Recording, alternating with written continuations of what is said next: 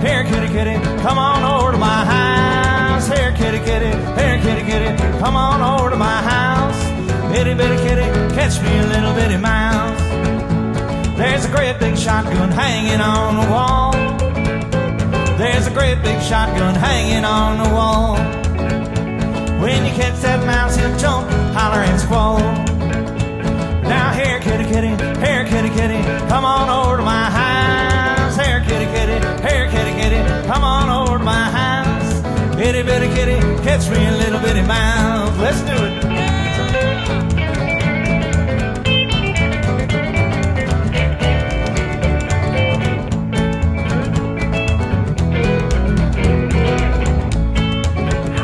That old tomcat, he's done got too old.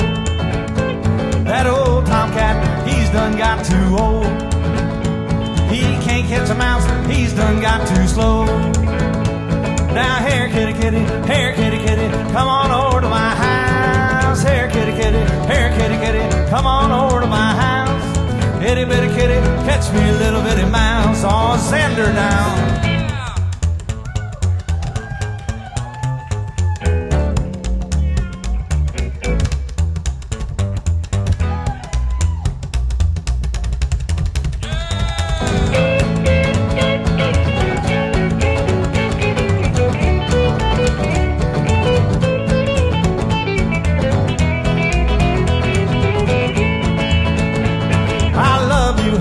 Don't you do me no wrong. I love you, honey, don't you do me no wrong. You're gonna wake up and find your big cat gone. Last time, here kitty kitty, here kitty kitty, come on over to my house. Here kitty kitty, here kitty kitty, come on over to my house. Itty bitty kitty, catch me a little bitty mouse.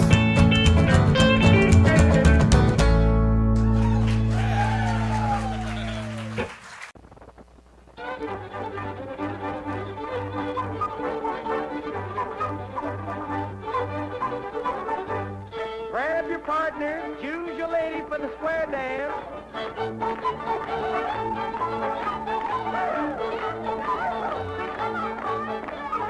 Grab a gal, away we go. Keep on the move and don't be slow.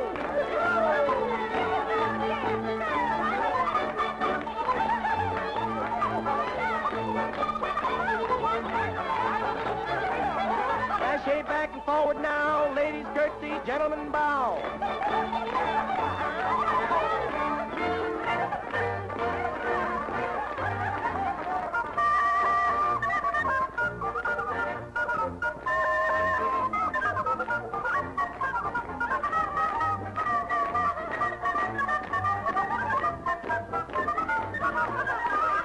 Hand me down my walking cane.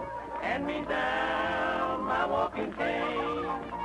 Oh, hand me down my walking cane. I'm gonna leave on the midnight train, and all my sins are taken away.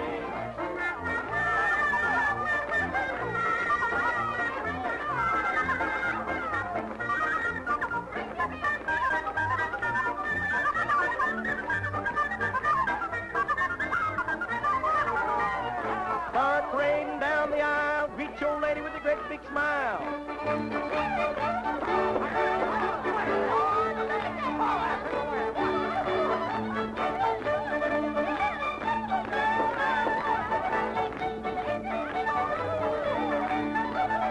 Grab your partner, pat on the head. If she don't like biscuits, feed her cornbread.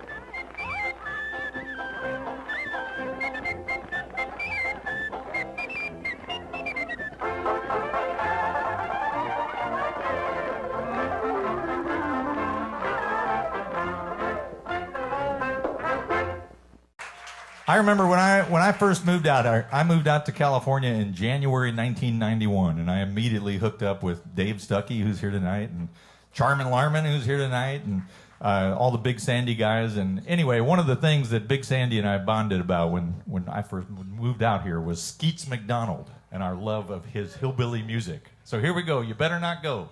1, 2, 3.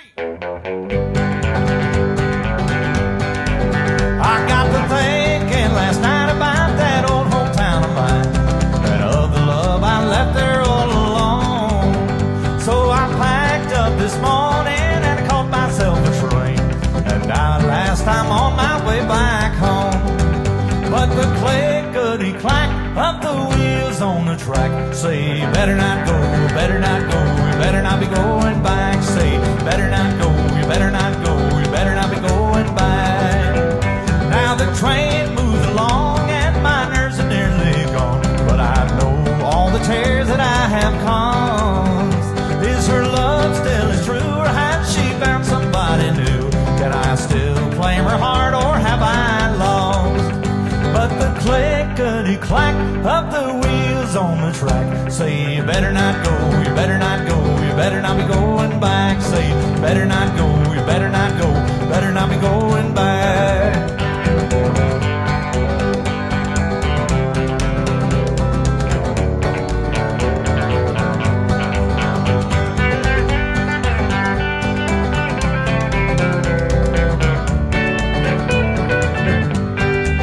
I was so wrong to go, and my fears seem to grow, that somebody is now in my place. Will she tell me to stay, or will she just turn away? Will she kiss me or laugh right in my face? But the clickety-clack of the wheels on the track say, you better not go, better not go, you better not be going back. Say, better not go, better not go, better not be going back. Well, I broke every vow, and she may hate me now, for I've wronged this old world for so long. But I've just got to know if she still loves me so, and forgives me for doing so wrong. But the clickety-clack of the wheels on the track say, you better not go, you better not go, better not be going back. Say, you better not go, you better not go, you better not be going back. Say, better not go, better not go, better not be going back. Say, better not go, better not go, better not be going back.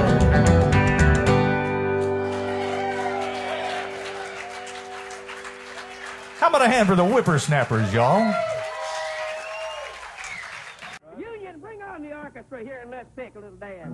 A lot of folks have told me I was fool for I could write a winter apple picked up in the fall. And even as a young and I was not the bashful type, 'cause I could yell and I just stop them all. I'm little but I'm glad, I'm poor but I'm correct. I'm crucified and I don't care who knows. I'm like a baby rooster in a big red rooster crowd. I'm puny, short, and little, but I'm loud.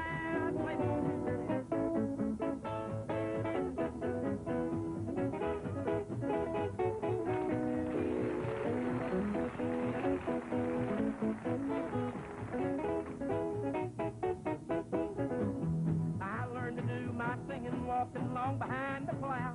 The singing teacher's always passed me by. And so I have to sing the only way that I know how. Just right back, open up, and let her fly. I'm little, but I'm loud. I'm poor, but I'm proud. I'm crucified, and I don't care who knows. I'm like a baby rooster in a big red rooster crowd. I'm puny, short, and little, but I'm loud.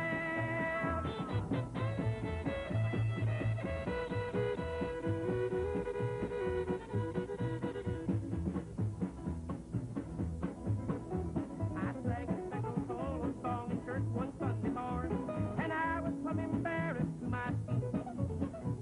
I hit a high note, looked around, as sure as I was born, 2 cows, 14 hogs came walking in. I'm little, but I'm loud. I'm poor, but I'm proud. I'm crucified, and I don't care who knows. I'm like a baby rooster in a big red rooster crowd. I'm puny short little bottom line.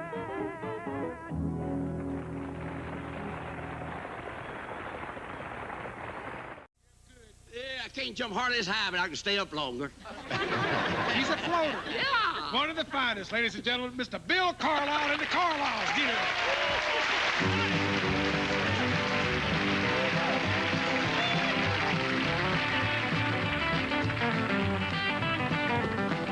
In 1880, down a dusty road, along came a miner with a big fat load. He was caked in dirt from his head to his foot, his hair so black that it looked like soot. He reined in his mule and he hitched him to the rail, and he said, "Old feller, it's the end of the trail." He ambled down to the old saloon. He said, "I know a filly and it ain't quite noon, so hey, hey, everybody drink on me. Everybody drink, have a drink, have a drink, have a drink on me. Everybody have a drink on me. Hey, hey, everybody drink on me. Have a drink, have a drink, have a drink on me. Everybody have a drink on me. Hey, hey, everybody drink on me." Well, just got a letter from down in Tennessee. It said my uncle died and left an oil well to me. So hey, hey, everybody drink on me. My uncle dug potatoes and he struck an oil well. I've been digging all my life and I nearly got it. Hey, hey, hey, hey, everybody drink on me. Yeah, yeah, yeah. Have a drink, have a drink, have a drink on me. Everybody have a drink on me. Hey, hey, everybody drink on me. Have a drink, have a drink, have a drink on me. Everybody have a drink on me. Hey, hey, everybody drink on me.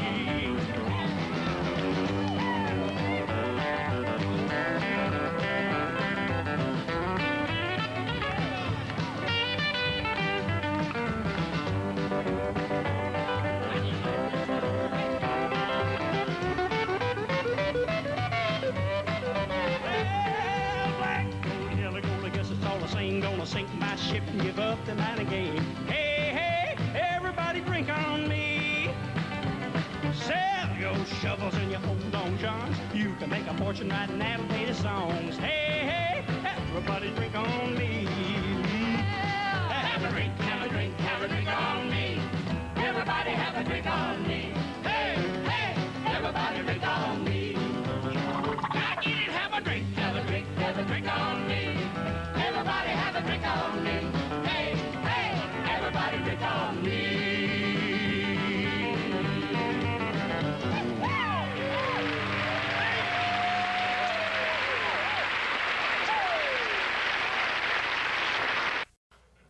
I'm a long gone daddy, daddy, daddy, I'm a long gone daddy. I'm a long gone daddy and I'm long gone for you. Rockabilly now.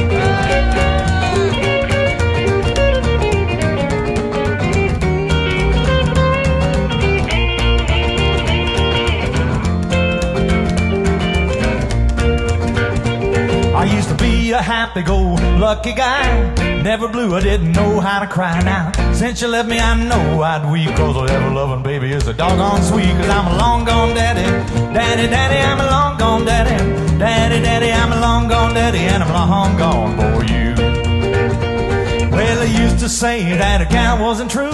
All a girl done to make a fool out of you. Now, I understand why a guy ain't free when a cute little baby meets a daddy like me. Cause I'm a long-gone daddy. Daddy, daddy, I'm a long-gone daddy. Daddy, daddy, I'm a long-gone daddy. And I'm long gone for you. Let's do it again.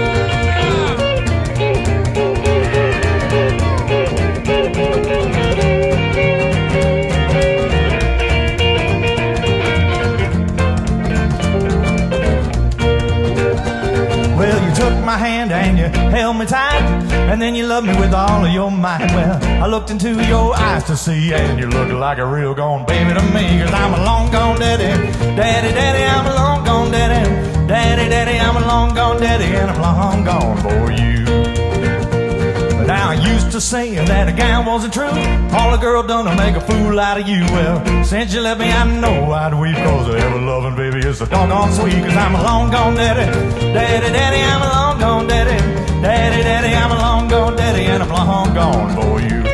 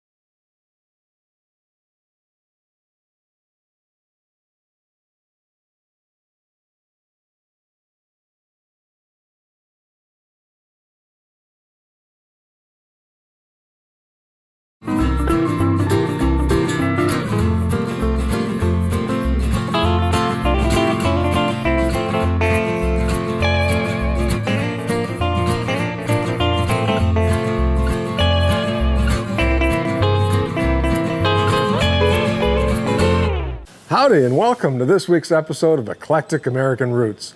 We call it Hillbilly Fever. It's a music category that has some of the deepest roots of all. Since 1899, the word hillbilly has sometimes been used as a derogatory term for people from the Appalachian South or anyone living in rural mountain areas in the United States. Hillbilly's musical meaning has changed a lot over the past several decades. Appalachian folk songs existed long before they were called hillbilly. The term was first used in 1925 by country piano player Al Hopkins. He had a North Carolina string band calling themselves a bunch of hillbillies. So when RCA Victor first began recording mountain string music in Atlanta, their success led to the term hillbilly music being applied to all Appalachian string bands. The hillbilly category soon covered a wide variety of musical genres, including bluegrass, country western, and gospel.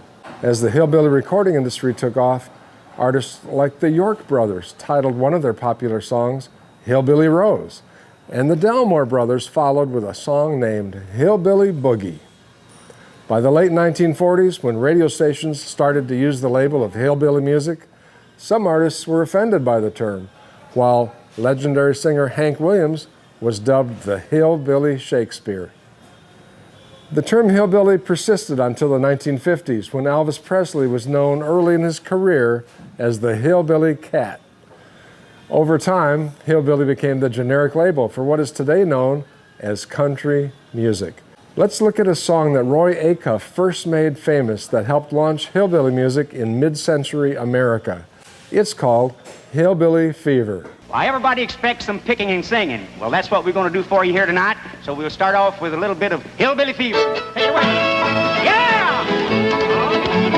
Hillbilly Fever's going round. But old mountain music's got me down. It's got me robbing castles, going rise and slipping around. Hillbilly Fever's going round. Hillbilly Fever's going around. Good old mountain music's got me down. It's got me robbing castles, throwing rice and slipping around. Hillbilly fever's going round. Hillbilly stereotypes can be traced back to the Great Depression from the 1930s through the 1950s, when many Appalachians moved north to the industrial cities in search of better jobs. This migration became known as the Hillbilly Highway and brought these isolated communities into mainstream American culture along with their musical preferences. Early TV programs such as The Real McCoys, The Andy Griffith Show, and The Beverly Hillbillies portrayed the hillbilly as backward, but with enough wisdom to outwit those city folks. The TV variety show Hee Haw lampooned the hillbilly lifestyle through music and comedy, and it ran for 25 seasons. Then there was that movie, Deliverance. When the Country Music Association was founded in 1958, the term hillbilly music fell out of favor, and they merged hillbilly with western swing and cowboy music to form the current category, simply dubbed country music. Current artists like Dwight Yoakam and Marty Stewart have done a lot to drive its popularity today. Another artist who has spent a lifetime enjoying and sharing his love of hillbilly music is today's host, music historian and singer, songwriter, and versatile roots musician, Deke Dickerson. Through his many recordings, his written words, and a variety of bands, he has done as much to promote hillbilly music as anyone in music.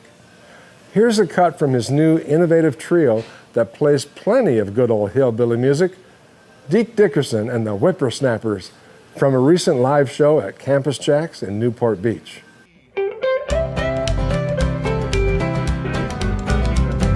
You're too hot to handle, I know it's no use. Like a hot potato, I'm turning you loose. Well, I'm just a country boy, and it's plain to see you're too hot to handle for me. You walk down the sidewalk and you think you're so hot. You think you've got something that you haven't got. Well, I don't mind high hog eating if I ain't the hog. I don't mind some dogging if I ain't the dog.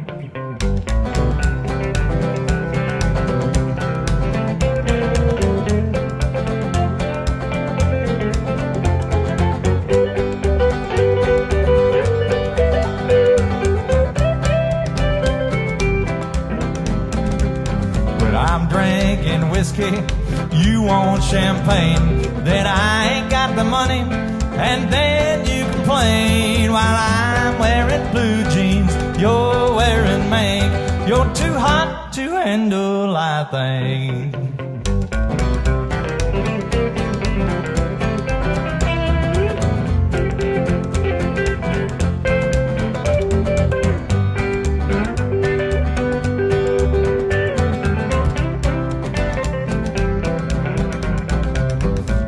Hot to handle and you're too cold for love.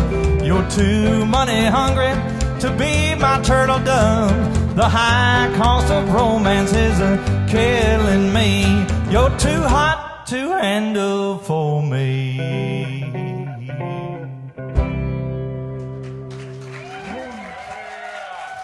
Thank you guys very much. You're too kind. Ladies and gentlemen, here to guide you through the highs and the lows of hillbilly music and explain to you why hillbilly is so on-hip that it has become extra hip. Deke Dickerson. Thanks for the introduction, Christopher, and thank you for having me here on this special Hillbilly Fever edition of your Eclectic Roots Stellar Shows live online broadcast. Very, very happy to be here today. And we're going to talk about hillbilly music. Hillbilly music, for lack of a better term, in case you're just tuning in, it's kind of country western's inbred cousin. and it's fun, it's crazy, it's exciting, it is never dull, and that's why I like it. And I'm happy to say that I am joined today by a good friend and really like an esteemed historian of hillbilly music. You know him from playing bass with Marty Stewart and the Fabulous Superlatives. I've known him for a really long time, playing just about every instrument under the sun, better than everybody else around Nashville, Tennessee. But we are happy to be joined today by Professor Chris Scruggs. Hey, Deke, how's it going? It's going really well, and I'm so happy that you're here to join us on this Hillbilly Fever special program. I'd just like to point out, though, that hillbilly music is the inbred cousin of country music, but it's also a sibling. Well, there you go. So, and possibly its own the inbreeding win. Yeah. And romantic partner. So, yeah. So, Marty refers to you as the professor, and that is a very apt term because you are a very smart, well-researched fountainhead of information about country music. And so I wanted to bring you on this show basically for you to give us the professor's definition of what you think hillbilly music is in our genre. I'll just start out by saying I'm not really a professor. I just profess to be one. So to me, with hillbilly music, this is the thing is country music is a very big, all-encompassing term. And within country music, there are different subgenres. You've got, bluegrass sort of fits under that umbrella. Western swing. Western swing music. There's some overlap with folk music and country music. There's people like Woody Guthrie who can be claimed by either style, with the term hillbilly music, and really the whole reason that they call it country music was because they got sick of it being called hillbilly music, That's right. In the early days, they just called it folk music, and then they got more specific, and then they had, there was Western music, and then, there was the, Bob Wills music and the, Gene Autry, Roy Rogers music, the Hollywood cowboy music. And the country music that was popular at the very beginning, for lack of a better term, is what we kind of call old time music. When we're thinking about the people who started this music, the earliest Grand Ole Opry stars, people like Uncle Dave Macon, Jimmy Thompson, people like that. Those were people who genuinely came from a world where they grew up with dirt floor houses before cars, before in the hills, without electricity, without indoor plumbing. Those people came from that old world. And then and here's the thing too, I never really thought about what makes it hillbilly music and not old time and not, the stuff that came later.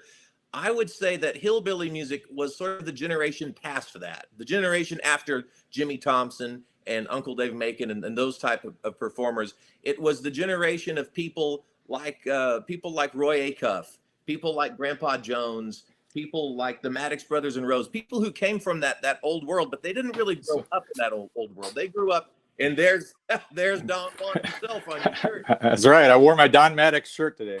But like when you consider the perspective of these performers, like the Maddox brothers, they came from that old world of dirt floor houses and getting one pair of shoe a year, or having to wear overalls and share a pair of breeches with a sibling if one of them had to go into town. But they grew out of that world. They had radio, they had access to outside perspectives, and they understood how the outside world viewed them. And they incorporated that sort of stereotype of outsiders, of city folks, and of people who thought that they were better than country folks. They were able to take those stereotypes and turn it into a kind of sense of humor where they were kind of laughing at themselves, but the joke was really on the people who thought that they were, ignorant folk that weren't in on the joke themselves. There was a little bit of tongue-in-cheek aspect to this humor of people like String Bean and Grandpa Jones and the Maddox brothers. They were wise enough to understand how to turn the lens on themselves and turn it into almost a humorous take on who they were. Yeah, and my good friend J.D. Wilkes, who I think he had a good take on it too, because there's a lot of modern people who say, look at this terrible sort of making fun of these poor people and joking around. But the thing about it is, I grew up in a household where my grandmas watched Hee Haw every week religiously, and I can tell you that they all loved that sense of humor, the fun, just the laughing and joking aspect of it. I mean, they did not look at it like they're making fun of us. They looked at it like, this is our thing and we embrace it and we love it. And it wasn't a thing of they're making fun of us, because the attitude was we're making fun of us. It's like, right, exactly. we can make the jokes about who we are or where we come from, the background that our cultural perspective. It's when or like, I think there's an Ernest Tubb quote where he said, "You can call me a hillbilly just as long as you smile when you say it." Yeah. And there's I guess it's just, if it's outside of that world, it seems like it's making fun. Now, and a lot of people didn't like Hee Haw. In Nashville, a lot of people were very anti-Hee Haw, but the people who were against it weren't the hillbilly types of people. They were more like record executives and, the more, the snooty kind of country club type of old money Nashville people. They didn't like it because they thought that it projected to the world that Nashville was a bunch of hillbillies. When they were saying, when really, we're actually very, sophisticated, Belle-Meade society, that was bothered by Hee Haw were the people who thought that it was making Nashville look, like what people love it for. So right, exactly. Hey, so I know that you have a batch of videos that you specifically chose, and I think we'd be well served if you maybe just gave us some brief introductions on these videos that you brought along, because I know with you being the professor professing your knowledge the way you do, that you can tell us why each of these video clips is significant. Okay, well, let's just come out guns a-blazing. Let's start with Lonzo and Oscar. And with cousin Jody on the steel guitar. Hero. Who was the original dobro player for Roy Acuff. That's right. The Smoky Mountain Boys in their earliest days. This is them doing There's a Hole in the Bottom of the Sea. One interesting thing I'll point out is that for time on the TV, they dropped some of the things on the thing in the bottom of the sea and were able to still, wrap their way through it as fast as they could at tempo and not miss a beat. So the musicianship and the talent of these people that so often get brushed aside as, oh, they just put on overalls and black out their teeth and it's a gimmick. Well, yeah, there is a gimmick. That gets people in the door. That gets people into the show, but that doesn't keep people in their seats. The talent and that magic quality is what, keeps people's attention. You can only get by on overalls and, a corncob pipe for so long before you've got to actually do something, and they deliver. Well, I've done it for almost 30 years and I haven't done anything. I haven't delivered. But let's check out this clip, because man, I love Lonzo and Oscar with cousin Jody.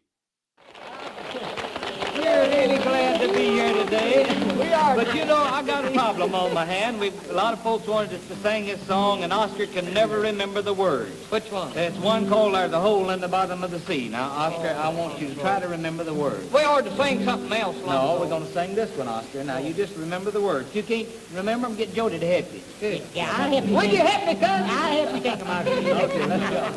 Play the guitar, too. Yeah, here we go. I'm going to start it off. Yeah. Don't y'all start till I do. Yeah, hit the song.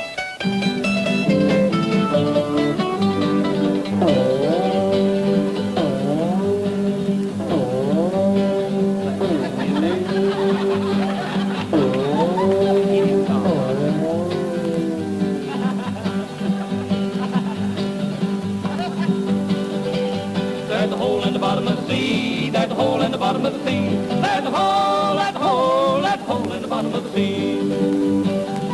There's a log in the hole in the bottom of the sea.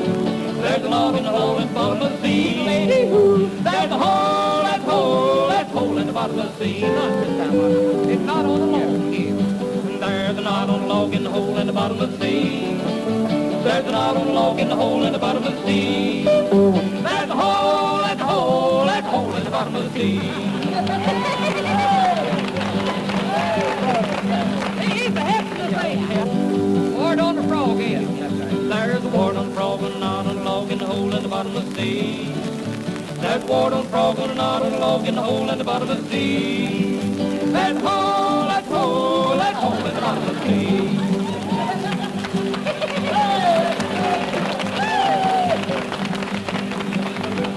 Flea this time. Good kid, lady.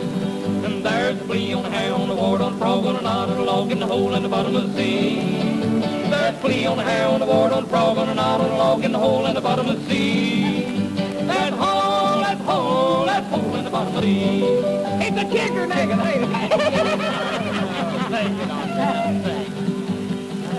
There's a kicker on a flea on a hound, a wart on a frog on a log in the hole in the bottom of the sea. There's a kicker on a flea on a hound, a wart on a frog on a log in the hole in the bottom of the sea. That hole, that hole, that hole in the bottom of the sea. There's a danger on a horse, on a kicker on a flea on a hound, a kicker on a flea on a log in the hole in the bottom of the sea. There's a danger on a wart on a kicker on a hound, a hay on a wart on a log in the hole in the bottom of the sea. That hole, that hole, that hole in the bottom of the sea. I didn't miss a word, did I? Me too. I bet I can sing faster than you can. I bet you can't do it. Speed up. Run off, please, Jody. Run off, please, Jody. Here we go. The third thing was there when she gonna feel pound water frozen on the low hole in the sea. Sound like a WPA worker going to dinner, don't it? There's a thing on there when she gonna feel pound water frozen on the low hole in the sea. There's a hole, there's no hole. We've done filled up a hole in the bottom of the sea. That was great, man. I seriously could watch loops of Cousin Jody all day long. It's some of my favorite entertainment. I know. And he plays around like he's a terrible steel player, but he was actually pretty good. I mean, you I can can't tell. play like that. I play steel guitar, and I can't do what Cousin Jody does. Here's an interesting thing: when Cousin Jody also had all of his teeth pulled so that he could yeah, get his jaw up. He actually had his teeth pulled for the sake of that gimmick. But when he quit Roy Acuff, it was because he was tired of playing country music and wanted to pursue playing more serious forms of music. And if you see pictures of Cousin Jody where he doesn't have his hat on and the overalls and all that, with his false teeth, and he was actually a handsome guy, Yeah. And he, so these people, they understood how to make a cartoon character kind of version of themselves, but they were in on the joke the whole time.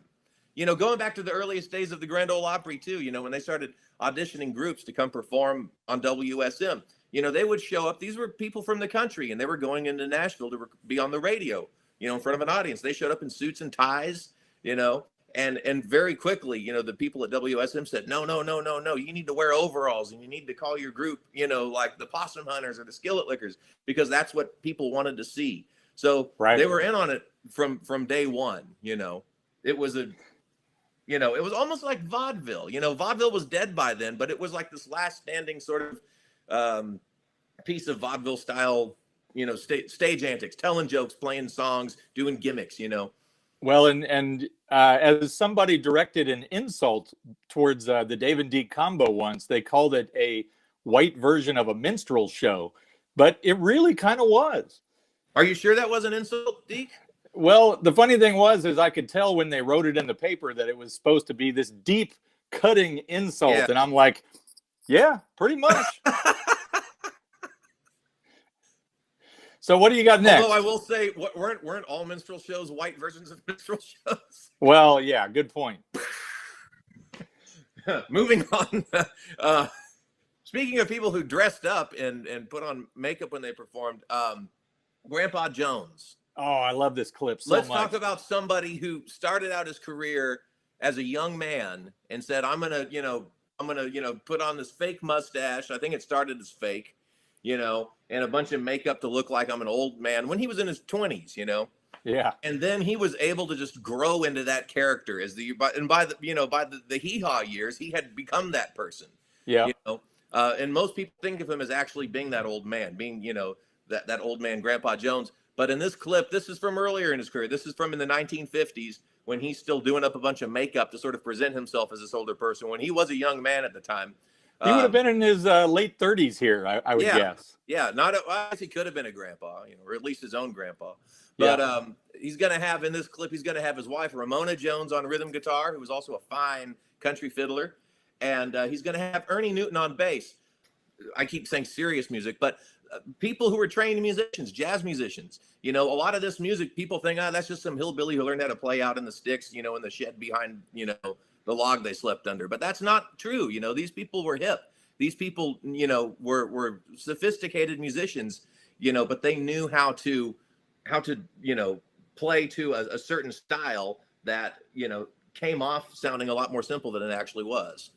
Well, and it should also be pointed out that, if you're talking about the time after World War II until rock and roll came around in the mid-50s, hillbilly and country music was the best paying music you could get into. So there was a lot of things where jazz guys who were starving and they got into playing country music because those were the best paying gigs. Sammy Pruitt, Hank Williams guitar player, he was one of those. His brother Jack Pruitt was another one. So many of those great country musicians, they really were guys that wanted to play jazz. Or worth pointing out that country music in this area, the terms country and hillbilly were kind of interchangeable. They would use hillbilly as a term for honky-tonk singers, or that's just because that's what people thought of it at the time. It wasn't until the late 50s that country and western became like the name of the chart for that style of music on Billboard. And a lot of the people fought hard to get away from that hillbilly term because they saw it as turning into something that, they were getting made fun of for. But in this era, before rock and roll happened, country musicians weren't ashamed to be hillbillies. And that's another thing we're pointing out. After rock and roll, everyone got cynical. Like, does this make us look bad? There's hay bales on stage. Should we be embarrassed by that? And before Elvis Presley happened in 56, they had no awareness of that. The whole term country and western was dreamed up by a record company guy, Steve Scholes, that worked for RCA Records, just to come up with a different way of marketing it because, they wanted something other than hillbilly. So it wasn't like people in the country called it country western music. Nobody did that until much later on. It was a record company guy who was just looking for a way to sell these records to a different audience. And even today in Nashville, we still use that term hillbilly music as sort of code word for like real country music. If you've got your stuff, not to knock it or say anything bad about it, but like Taylor Swift or Faith Hill or Tim McGraw, it's like, well, that's that country stuff that, pays the bills and keeps the lights on. But then when you talk about somebody who say, oh yeah, no, that's hillbilly music, that, man, they're good hillbilly guitar player, They use the term sort of as code word for somebody who really plays, traditional country music. Right on. Well, so let's get to this Grandpa Jones clip. And finally, you picked Are You From Dixie, right? That's right. Yeah. This has to be my favorite Grandpa Jones clip of all time because, man, he's like, I don't know, man, he's like the Ramones of hillbilly music. It's just like he just gets on it, and it's just like he never lets go. Never lets up. He never lets go. So let's watch the original punk rock hillbilly, Mr. Grandpa Jones. Are You From Dixie? Hello there, stranger. How do you do? There's something I'd like to say to you. Now don't be surprised. You recognize I'm no detective, but a just surmise that you're from the place where I long to be. Your smiling face seems to say to me you're from my homeland, sunny homeland. Now tell me, can it be that you from Dixie? I said from Dixie, where the fields of cotton. I'm glad to see you.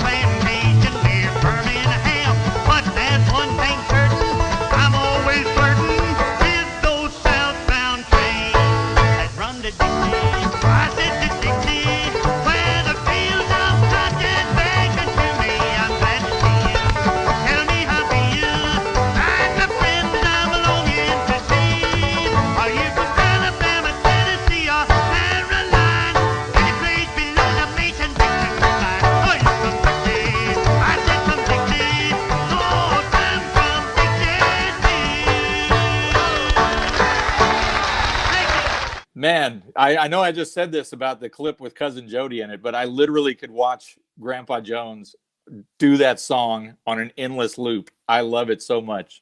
Thank you for picking that one. So Yeah. what do you got next? Next, I would like to, kind of, change scenes a little bit here. We've done a couple of sort of, fun, lighthearted tunes, and a lot of what hillbilly music is, it's music that has a humorous edge, and it's meant to make people happy, and it's people smiling on stage. But now I'd like to take one of the biggest names of this type of music. In fact, the man who was the king of country music. That was his undisputed title for his, entire career, Roy Acuff. Roy Acuff is, I'd say, responsible for that transition from old time music to what came to be known as country music, or in that era, hillbilly music. Before Acuff came to the Opry, most of the music on the Grand Ole Opry was old time fiddle and banjo instrumental music. Acuff came to Nashville as a fiddler. He was not a very good fiddler. He was not an exceptional. He had a great fiddler in his band, Howdy Forrester, later, but he was not a great fiddler. And he was so nervous the first week on the Opry, he said that he almost played with the bow behind the bridge most of the time, just squeaking. And he was worried that they weren't going to ask him back. So he had one more appearance the next week, and he had a song called The Great Speckled Bird. And he went up there and said, I'm not going to play fiddle tune. I'm going to sing a song, which at the time they weren't singing songs on the Opry. It was just fiddle and banjo, square dance kind of music. And so he played Great Speckled Bird and sang this song. And he sang this song from the heart, from a very honest, sincere place.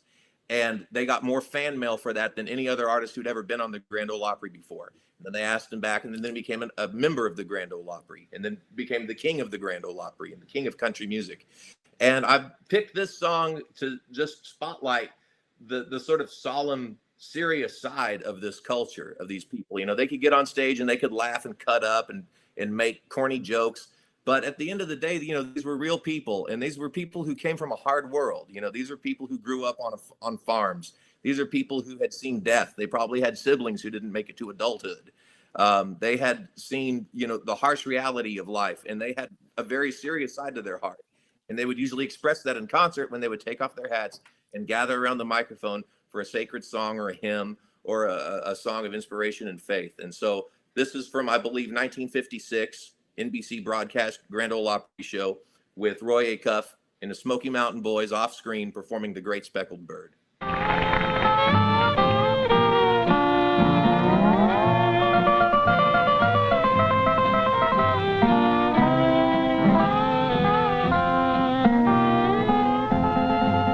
What a beautiful thought I am thinking concerning a great speckled bird. Remember, her name is recorded on the pages of God's holy word, desiring to lower her standard. They watch every move that she made. They long to find fault with her teaching, but really they find no mistake. I am glad I have learned of her meekness. I am proud that my name is on her book, for I want to be one never fearing the face of my Savior's true love. When he cometh descending from heaven on the clouds as he writes in his word, I'll be joyfully carried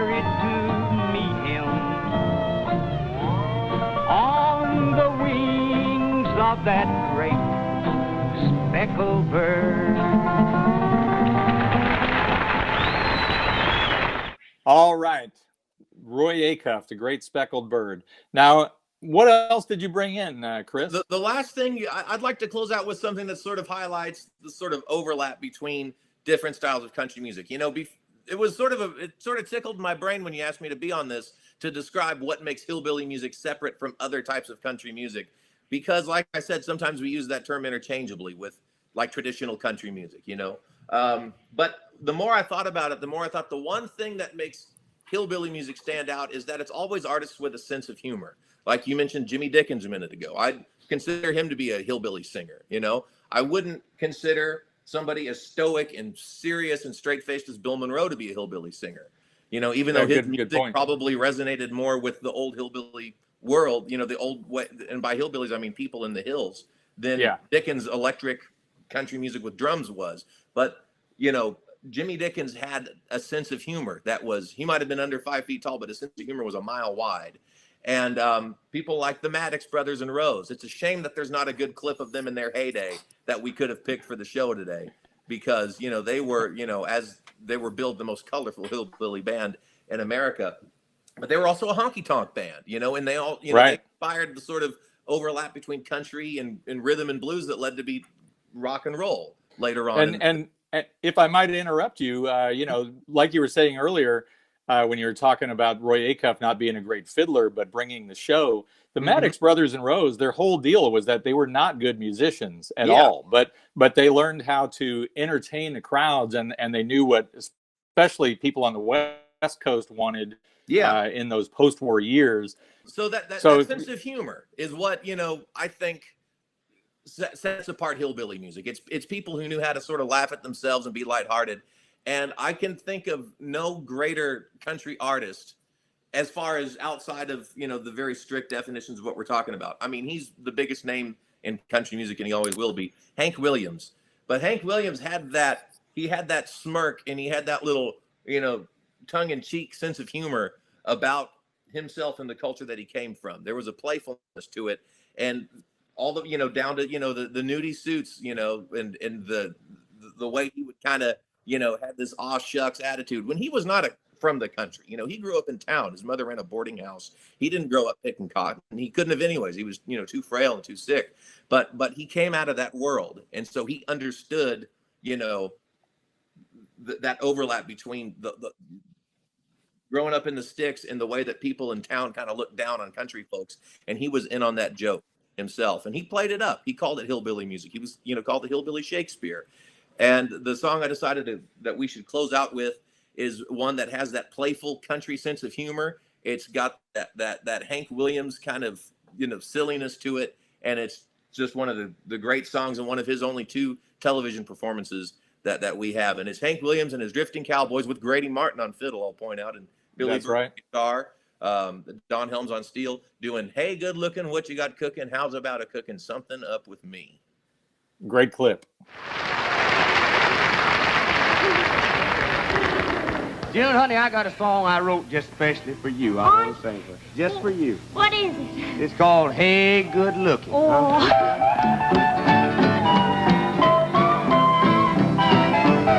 Say, hey, good looking, what you got cooking?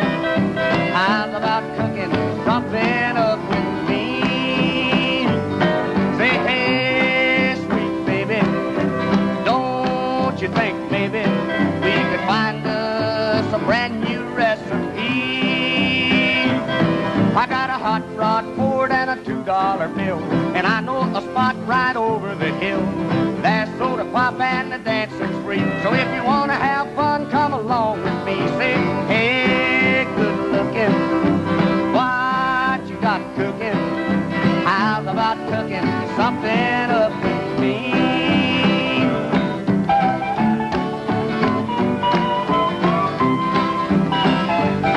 I'm free, I'm ready, so we can go steady.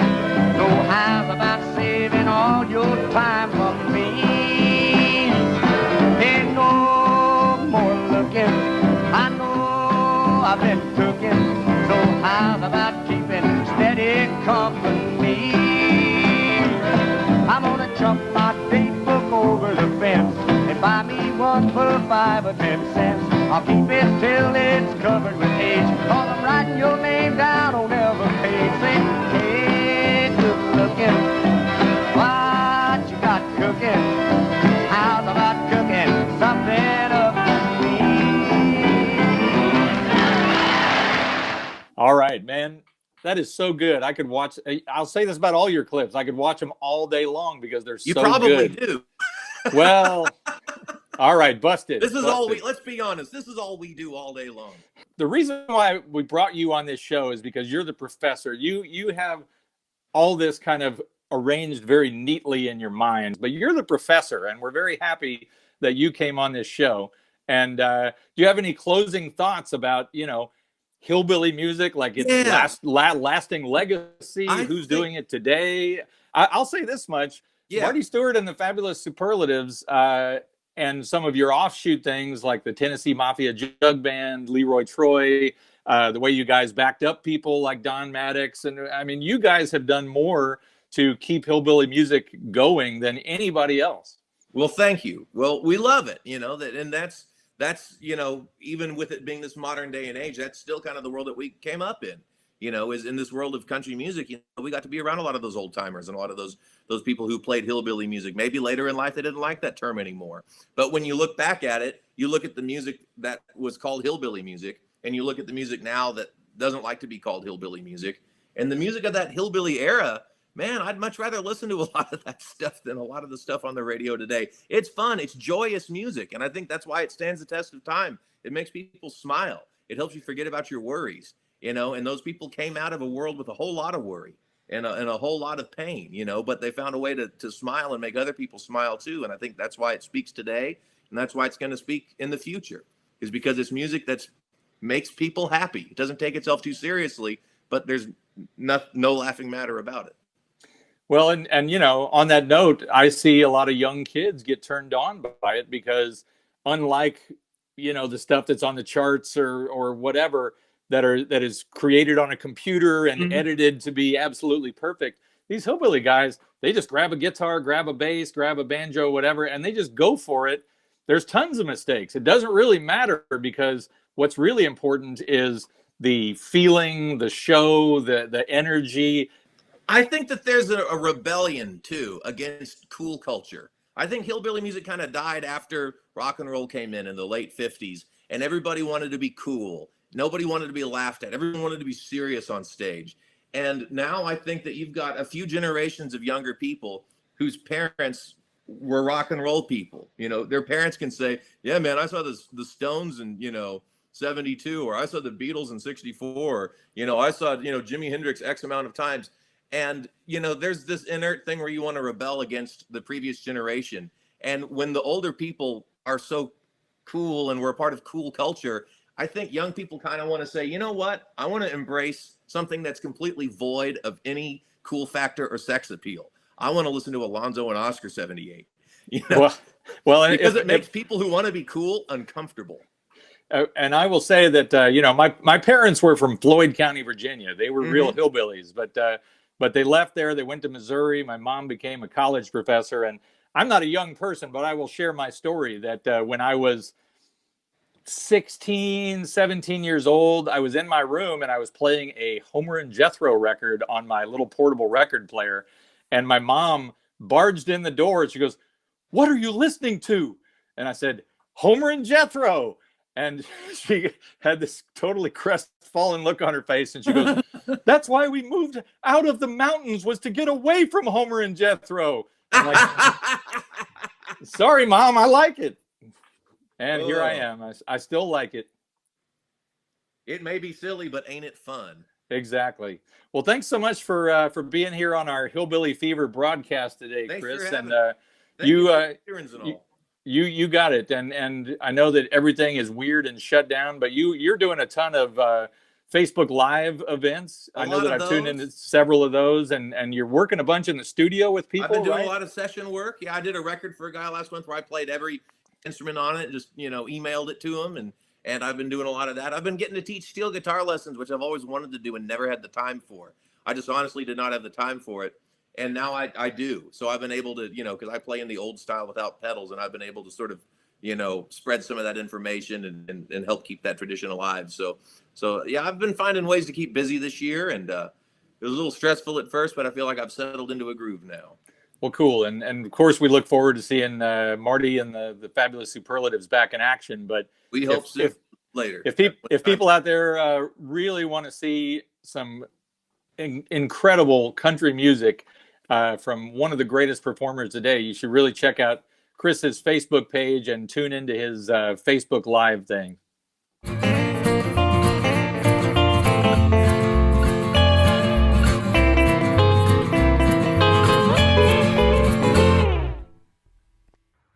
Howdy, hillbilly music lovers. What a beautiful day. There's a whole new world happening right now, and we're all pretty excited about that. I'm broadcasting today from the old boot room in my hillbilly ranch. I want to let you all know that Deke Dickerson and Big Sandy and all of our guests really excel at what they do. There's so much talent on these shows, viewers from all over the world. If you want to see our entire catalog of eclectic American Roots shows, just go to YouTube, click on the StellarJAX channel, and dive in. And every show benefits our musicians. They really need your help. Go to StellarJAX.com now and help a hillbilly make their rent. And please share the show with all your friends. It's a lot of fun. Let's share it with everyone we know. Now, let's get back to Hillbilly Fever. All right, my next guest here is no stranger here to the Eclectic American Roots series. You've seen him a million times. And I have known this guy for a really long time. When I first moved out here to California in 1991, I liked country music okay. I was a fan, Hank Williams and all that. But when I first hung out with this guy, he started exposing me to some of these obscure hillbilly records that just blew my mind. And I think he's going to show us some videos today that'll do the same thing for you. So let's bring him on, my friend and yours, Big Sandy. Hillbilly fever's going round.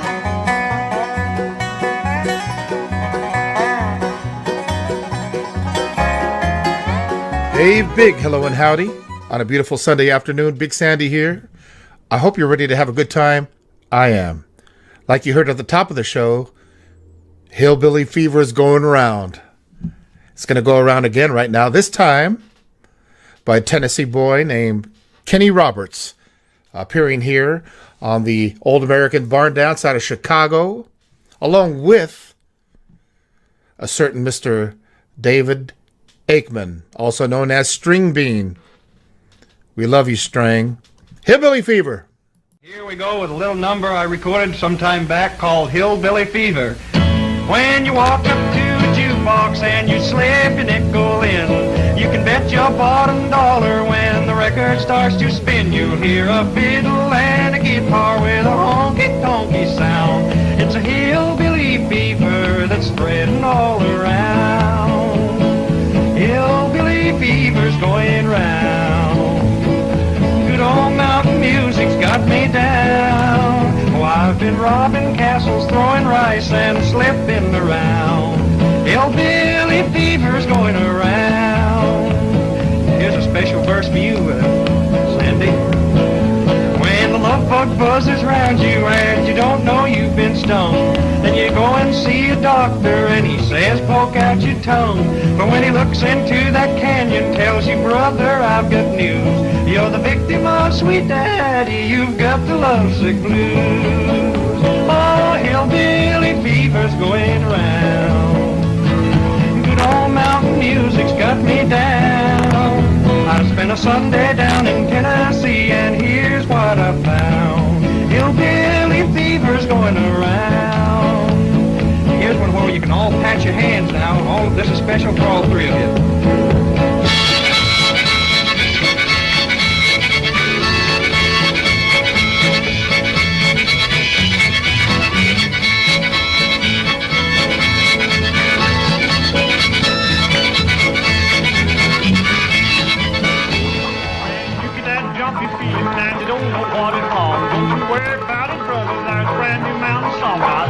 Country rockin' with that big apple tree. It's that hillbilly hold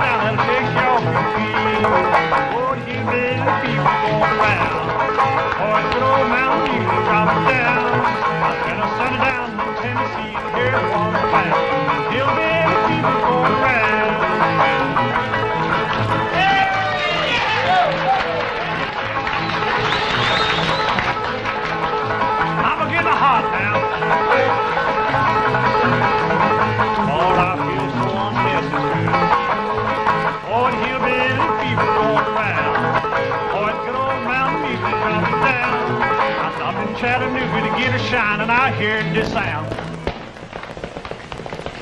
Lord, I feel so unnecessary.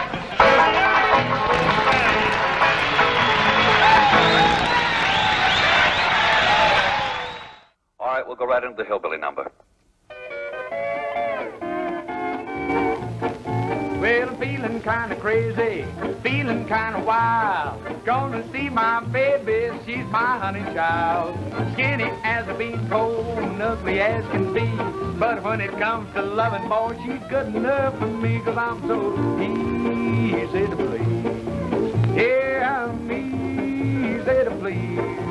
Just give me a gal on my knee, and I'm so easy to please. Hey!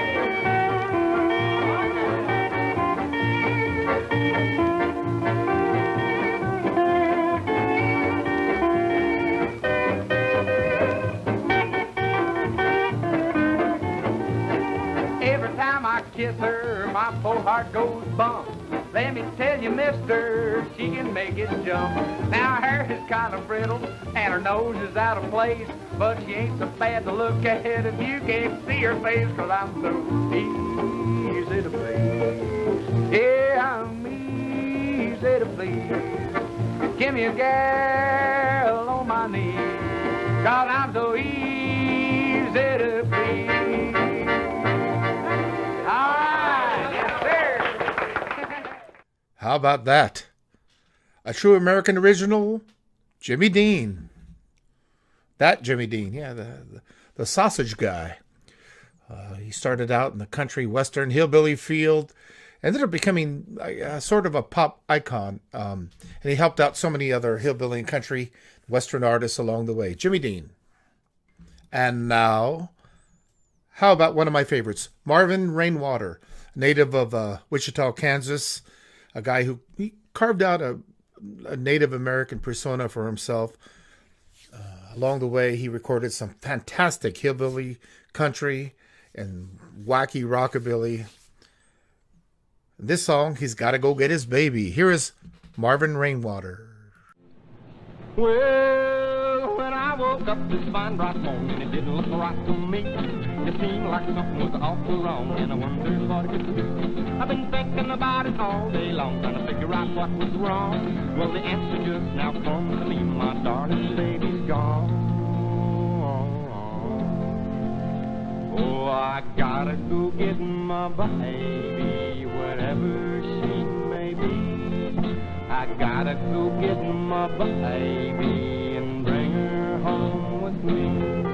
I hate to leave your company, it's jolly as can be, but I gotta go get my baby and bring her home with me. Well, I guess I took that gal of mine for granted too darn long.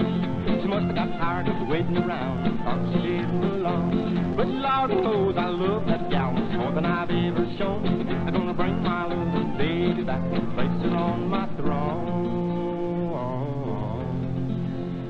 Oh, I gotta go get my baby wherever she may be. I gotta go get my baby and bring her home with me. If I have to swim the ocean, well, look out, Mr. Sea, 'cause I'm gonna go get my baby and bring her home with me. I gotta go get my baby wherever she may be. I gotta go get my baby and bring her home with me. I hate to leave your company, it's jolly as can be, but I gotta go get that young'un and bring her home with me. I gotta go get my baby and bring her home with me.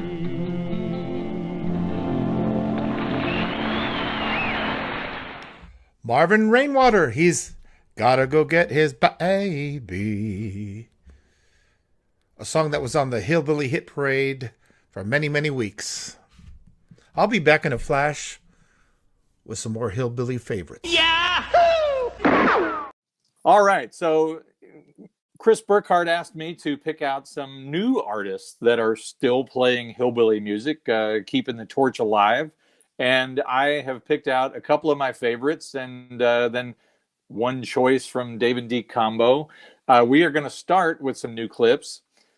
This is one of my favorite new hillbilly artists. I don't know if you talk to Kyle, if he would call himself a hillbilly artist, but he's one of these guys. He's a young kid from Ohio. He's a great guitar player, and he's just got this amazing voice. When he opens his mouth, you're like, is this guy from 1946? Where did he get that voice?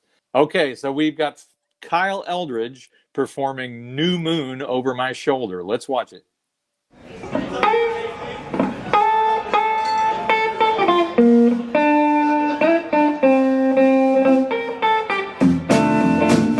There's a new moon over my shoulder and an old love in my heart.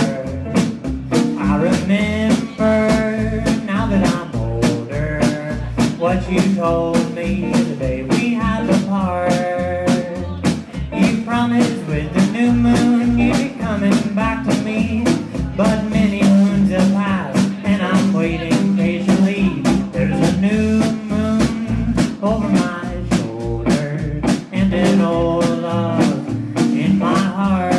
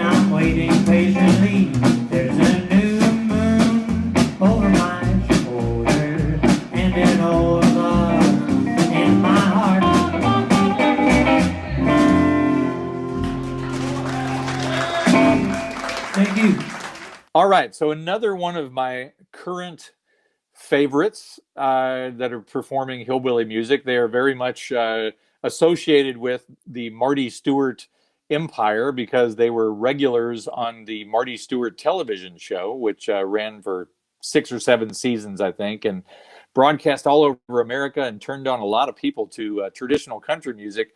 But these guys, the Tennessee Mafia Jug Band, they brought the hillbilly to the Marty Stewart show. And as far as acts that are playing around today, man, these guys are absolutely one of my favorites. So let's watch the Tennessee Mafia Jug Band performing Ghost Chickens in the Sky. A chicken farmer took a walk out on his farm one day. Yeah. He paused by the coop as he went along his way. And all at once the rotten egg hit him in the eye. It was a sight he dreaded. Ghost chickens in the sky.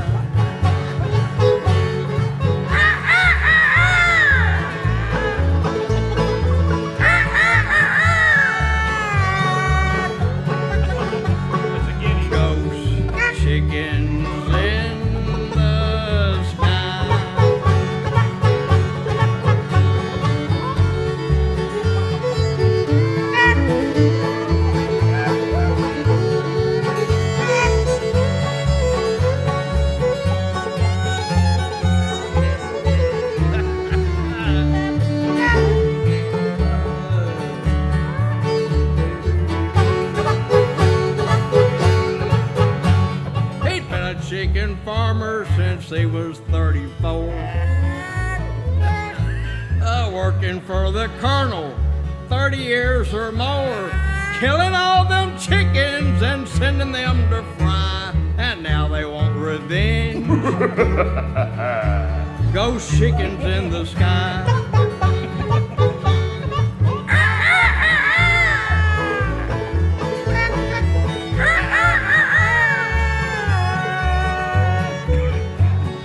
Ghost chickens in the sky.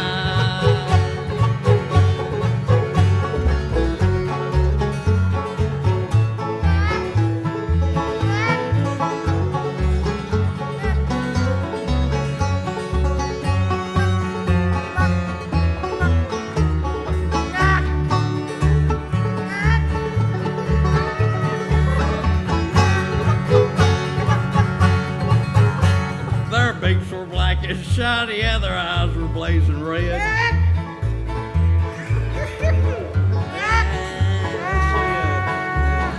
Their beaks were black and shiny and their eyes were blazing red. They didn't have no feathers. These chickens all were dead. They picked that farmer up and he died by the claw. They cooked 'em extra crispy and they ate 'em with coleslaw.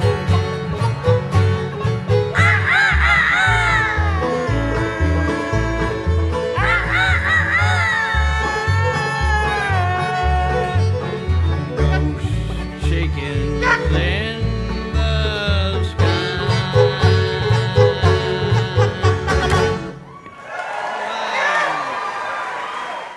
Gonna do a little bit of nepotism here. We're gonna bring in a clip that I'm in. This is a band that myself and Dave Stuckey formed back in the early 1990s, and we're still around today. And I thought how appropriate it would be to have a video of Dave and Deke performing Hillbilly Twist, which is a very obscure hard rock gunner song. And we actually shot the video for this inside of a convenience store at this campground in England where we were performing at a festival called the Rockabilly Rave. So if you're looking at this video going, where are they? We're actually in this back aisle of a convenience store on the coast, the southern coast of England, performing this song, the Hillbilly Twist.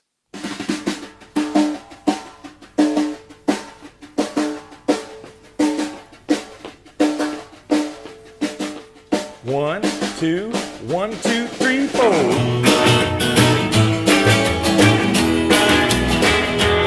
Everybody's doing it. They do the hillbilly twist. Everybody's doing it. They do the hillbilly twist. Well, Deke starts a picking, everybody does a hillbilly twist. Now twist to the bottom, twist to the top. Twist in the middle and flop, flop, flop. Now twist to the guitar. Now twist to the guitar. When old Deke starts a picking, everybody does a twist like this. Oh, sing it now.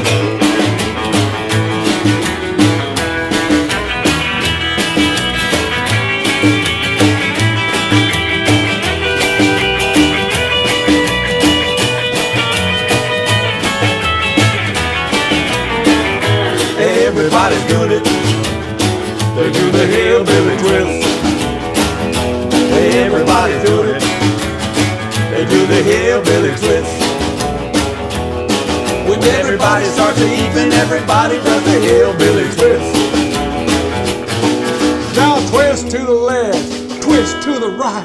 Keep on deck and get there, we can twist all night. Now twist to the even. Now twist to the even. When everybody starts to even, everybody does a twist like this. All right, look out, look out. He's got it, he's got it. 1, 2, 3, 4.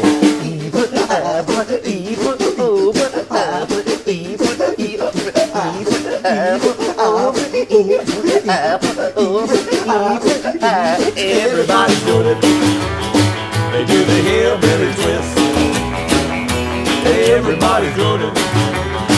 They do the hillbilly twist. When you're twisting at an even, everybody does the hillbilly twist.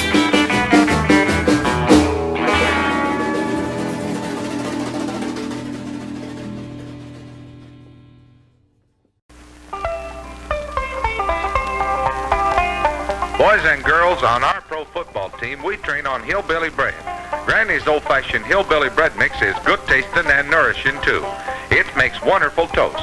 You can be real stars like me if you eat that hillbilly bread. Hillbilly bread gives me the energy to make it on that old football field every weekend. What position do you play? I'm a water boy. And I'm back. Now let's start out round two of my hillbilly video picks with a couple of clips from the fantastic Salty and Maddie. Now Salty was Salty Holmes. He's the fellow of the group. Started out in the 30s with the Kentucky Ramblers. Also worked as an actor in Western pictures. Well, his partner, Maddie, was actually Gene Chappelle, recorded for Sun Records. Welcome to the club. You know the song. Do you know these songs? Here's Salty and Maddie. Now mama don't allow no music played around here. Now mama don't allow no music played around here. No, we don't care what mama's allowed, we're gonna play our music anyhow. Now mama don't allow no music played around here. Now mama don't allow no fiddle played around here. Now mama don't allow no fiddle played around here. But she don't care what mama's allowed, she gonna play that fiddle anyhow. Now mama don't allow no fiddle played around here.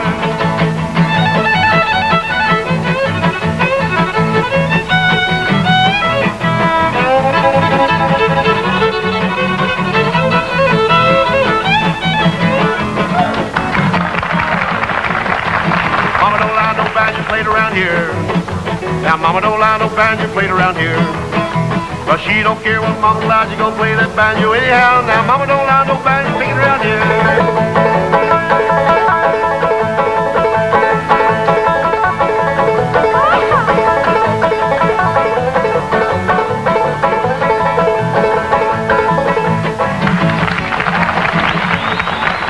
Now mama don't allow no yodeling done around here.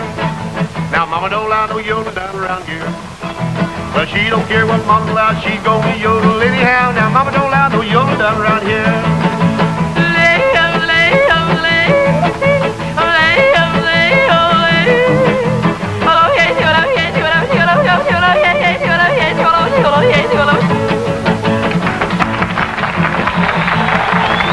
Now mama don't allow no bass played around here. Now mama don't allow no bass played around here. But she don't care what mama allows, she gonna play that bass anyhow. Now mama don't allow no bass played around here.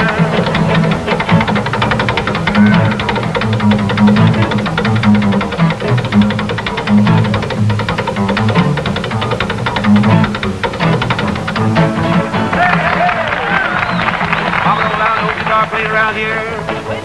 Mama don't allow no guitar played around here. But she don't care what mama allows, she gonna play that guitar anyhow. Now mama don't allow no guitar played around here.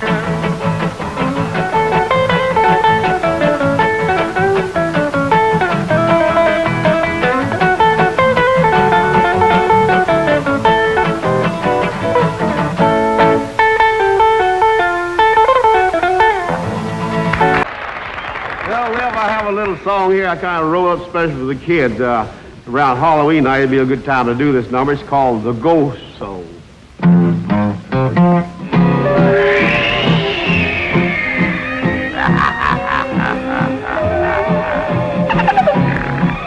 On a dark and stormy night, not a star was in sight. In a graveyard by a church way up on the hill. The ghosts come out to play, and then I thought I heard one say, I've got you, I'll keep you, I'll always will. Oh, now I got you, well, I want you, I'm gonna keep you, well, I got you. For you the one that shot my great-grandpa. I told you I would get you. Oh, if I told you, now I got you.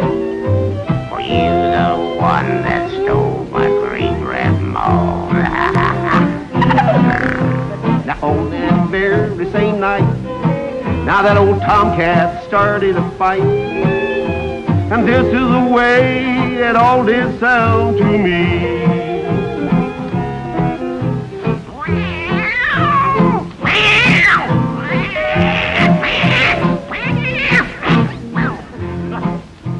know I couldn't stand there.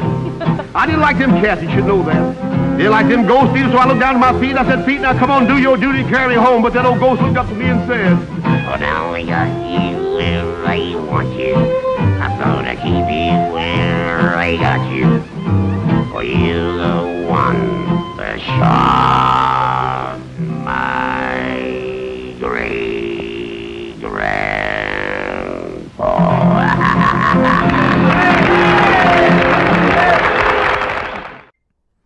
Oh, and what do you know? It's still Halloween here on Eclectic American Roots. Salty and Maddie. So good. Eclectic American Roots. Now, where else on a Sunday afternoon are you going to find artists like that? Or like this? Hard Rock Gunner. How about a little bit of a few new girls to help me out on? Would y'all be glad to hope a little dab? All right. One here called The Night Train to Memphis. Take that night train to Memphis, that night train to Memphis. And when you arrive at the station, well, I'll be right there to meet you. I'll be right there to greet you. So don't turn down my invitation. Hallelujah, hallelujah. We're gonna shout hallelujah all the way. Well, we're gonna have a jubilee down in Memphis, Tennessee, and we'll shout hallelujah all the way.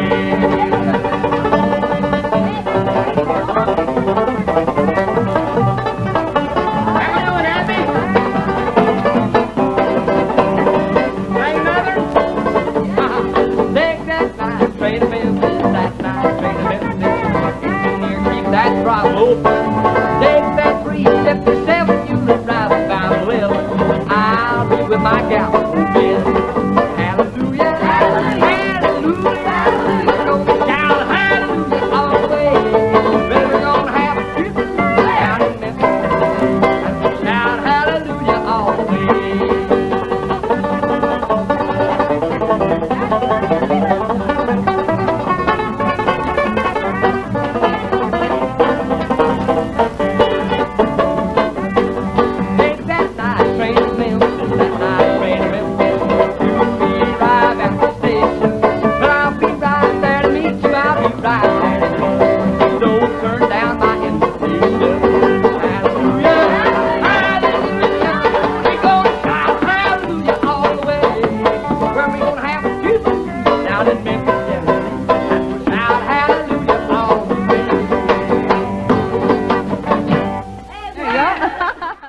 The great Hard Rock Gunner.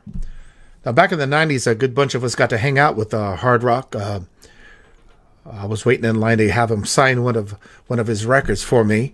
I had a copy of Bop and the Grandfather's Clock.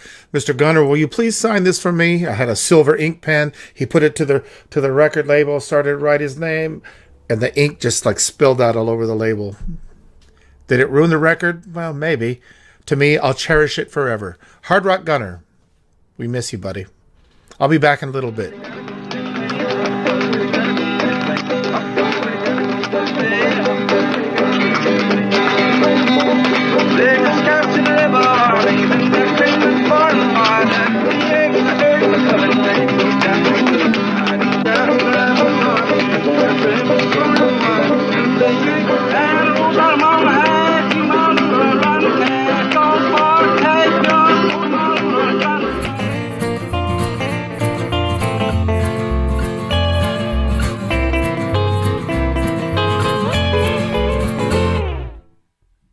Over here at StellarJAX, we are creating great roots music programs.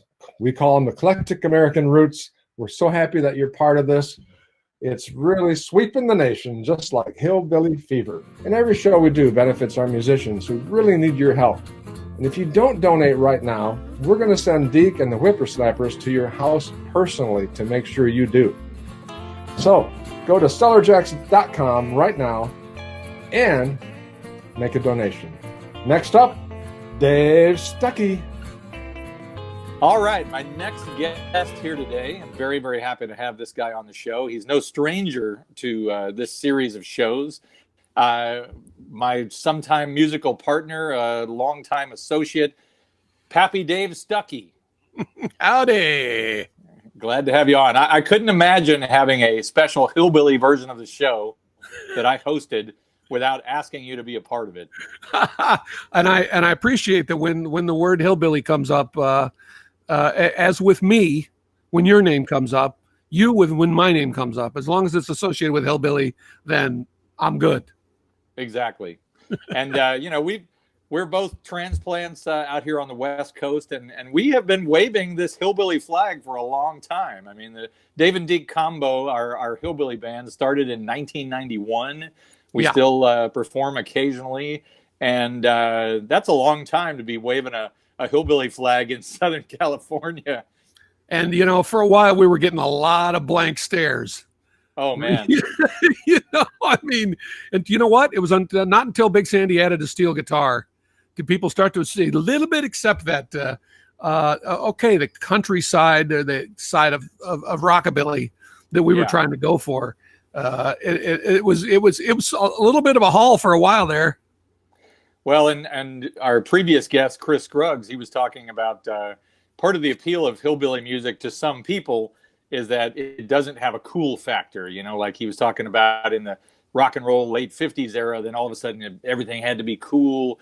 And there's just something sort of freeing and joyous about being completely uncool and wearing overalls and playing hillbilly music. And, I think with that over the years, we finally brought them around. When we do our Dave and Deke Hillbilly Fest in Vegas, we get people dressing up in hillbilly outfits like they're going to a Gallagher show and bringing watermelons or whatever. They finally caught on. I think they like it. Yeah, I really think they have, because I think a lot of people have a secret history of being a kid, especially if you're of a certain age, of being a kid and maybe watching the Beverly Hillbillies or watching Hee Haw, and you never talk about it because people will make fun of you.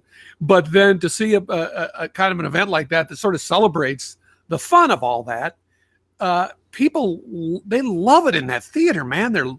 You can hear them laughing from the stage. You can hear them. And the dressing up. You're right. I think there's a lot of people that have a little bit of that, especially if you're from the Midwest or the South, and you got that in your DNA, and you just want to see somebody having fun with it. Absolutely, and especially in troubled times or whatever, it's just a great sort of no-brainer kind of entertainment, and I think that's sort of why we latched onto it way back when. I think so, and I'm glad we did stick with it, because I remember times we would talk about it like, wow, that was too corny or whatever with people. We got cornier as the years went on, for sure. But even back then, we thought, man, these Hepcats are not here for this.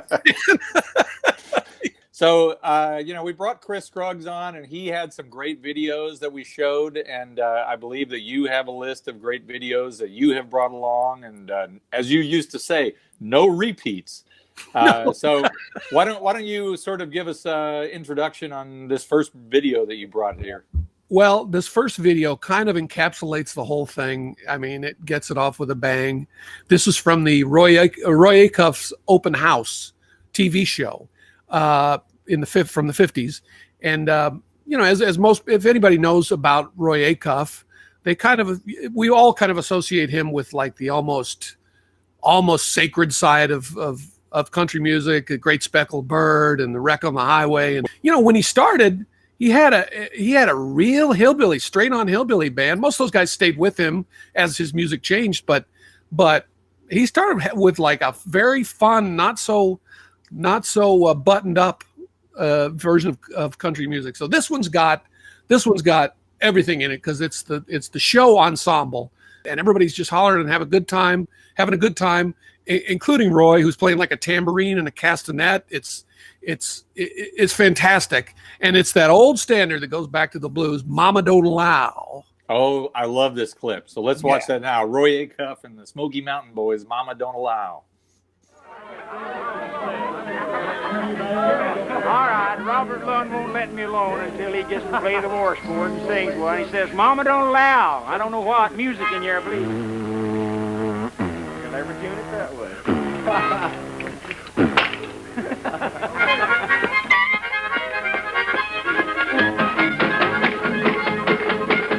Hey, Mama Line, no fiddle playing here. Now, Mama Line, no fiddle playing here. Now we don't care what Mama Line play a fiddle anyhow. Mama Line, no fiddle playing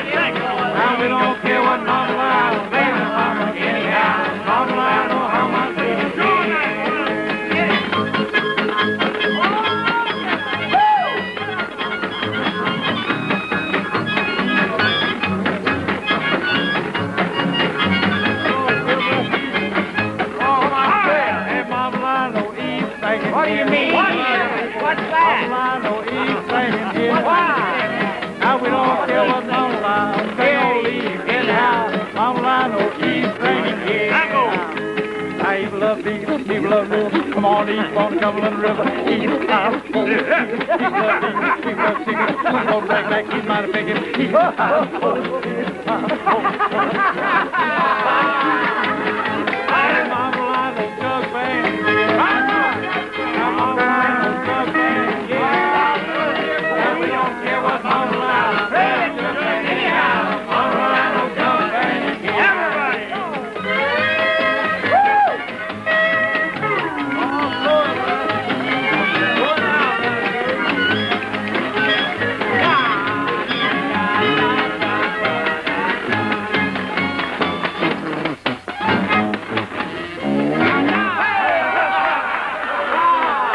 Oh man, I cannot get enough of those clips from that Roy Acuff show. They're so great.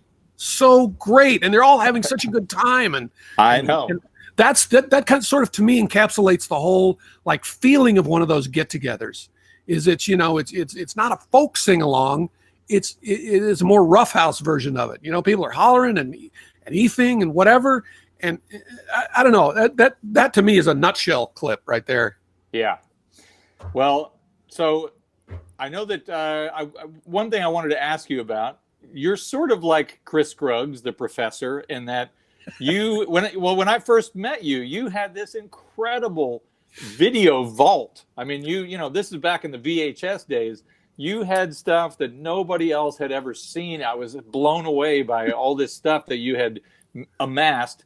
And of course, now that we're in the YouTube era, so much of that stuff is right at your fingertips. But you have a very deep knowledge of a lot of super obscure film clips and things like that. So I'm guessing that probably your next video you're going to bring along is something out of the deep dive of the Stuckey Vault, huh? And, you know, this is back in the days where you couldn't see Plan 9 from outer space. It just didn't exist. Anyway, so I just started taping stuff, and you guys all remember Night Flight on the USA Network, which would show shorts and weird ephemera. And I just started taping until I've still got all these ridiculous tapes, and I don't know what I'm going to do with them. Hundreds and hundreds and hundreds of videotapes. And easily 3/4 of the stuff can be found on YouTube now. One of these that I just recently found not that long ago was a color series. It's kind of like a short subject, but it's got, I think, maybe 4 songs in it. And by the great offshoot band of Tex Williams. It's Smokey Rogers, who played guitar, rhythm guitar, and sang with Tex Williams, and Deuce Spriggans, who played bass. And they both had their own bands also later, but they played with Tex on all the great stuff, Tex Williams, that you've ever heard. You know, Smoke, and all of it. You Don't Telephone, all those songs. But this is one that they're on their own, and I think it's the band. If we look again, is some of the Williams people.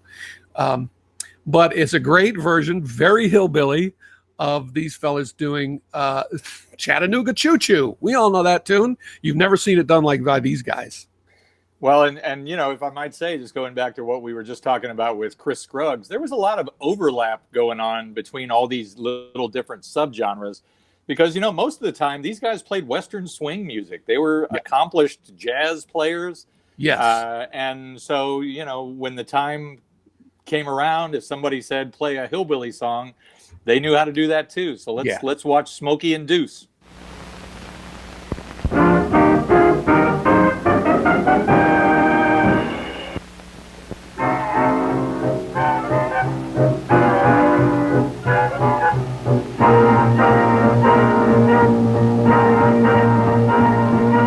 Pardon me, boys,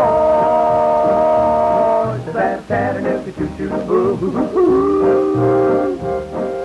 Track 29, say you can give me a shine. Help, dig, I'm a digging. I can afford to board a Chattanooga choo-choo. I got my fare and just a trifle to spare. Help, still a digging. dig it. Me too. You leave the Pennsylvania station about 3:45. I read the magazine and then you're in Baltimore. A dinner in the diner, nothing could be finer than to have your eggs in Carolina. When you hear the choo-choo blowing 8 to the bar, then you know that Tennessee is not very far. Shovel all the coal in, I gotta keep rolling. Woo! Chattanooga, here we are.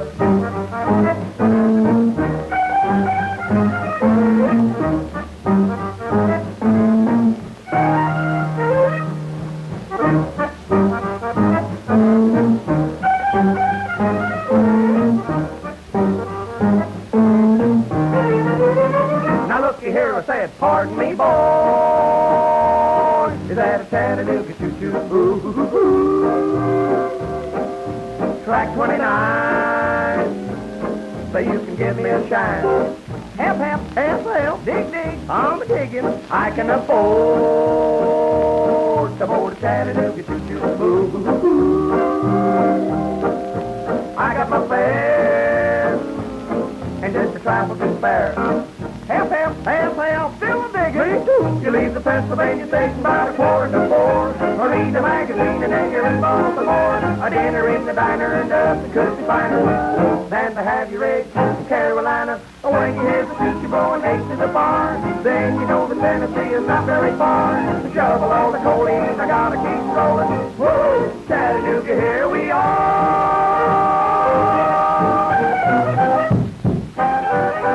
Man, that Smokey and Deuce thing was fantastic. Thank you for bringing that on. Can't get enough of those guys. It's so funny. And, you know, it's funny, those guys, like you say, they may have played a, it wasn't buttoned up music, Western swing, but it was a, you know, you were still having fun with it. But those guys, any chance to cut up, especially Deuce and Smokey, they would just do it. Yeah. And it's just so great to see. They're just totally unfettered, be as goofy as they want. I love that one too. That's one of my very favorites. All right. Well, moving right along. What else have you brought to the table here today? Well, let's go West Coast, because of course, you know, they were part of that great West Coast migration during the war when Western swing bands came out to California to play for a lot of the folks who were working in defense plants during the war. And they were all from Texas and Oklahoma. You know, you know that story. So let's go back east. This is not a Western swing clip either, but this is a great tune by a guy named Curly Williams. He had a band called Curly Williams and the Georgia Peach Pickers. And he kind of, his sort of renown that we know at least is that he was the guy who co-wrote half as much the great Hank Williams song, though they were not related. He's the co-writer on you know, a very famous Hank Williams tune. But he had his own band that I think was mostly pretty fun music in terms of they weren't straight country. And so this one's called She's a Southern Belle from Nashville, Tennessee. I think Belle and Nashville is supposed to sort of rhyme, but you know, we can go with a soft rhyme on that one. All righty. You know, it's a fun clip. Yeah.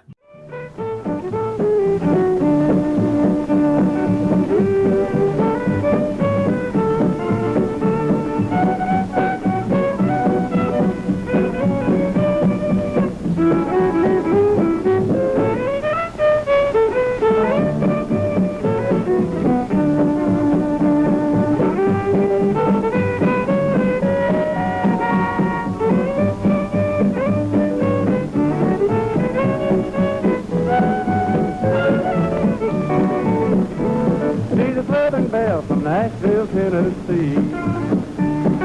Boy, she's really got her grip on me. Just see her walking down the street, you wouldn't think she's very hot. Catch her in a honky-tonk, and a boy, oh boy, what she has got. She don't go for class or high society. I'm telling you, boy, she's just the girl for me. I've traveled east, I've traveled west, of all the girls you can have the rest. She's a Southern belle from Nashville, Tennessee.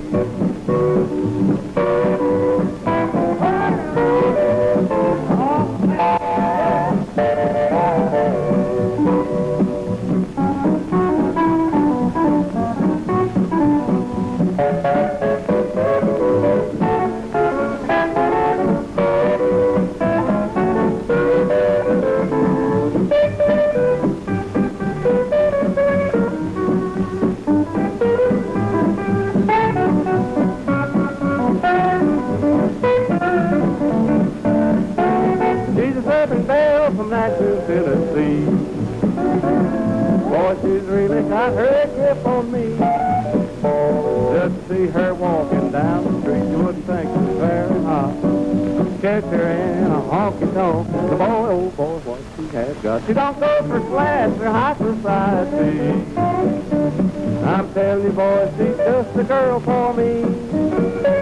I've traveled east, I've traveled west. Of all the girls, you can have the rest. She's a Southern Belle from Nashville, Tennessee.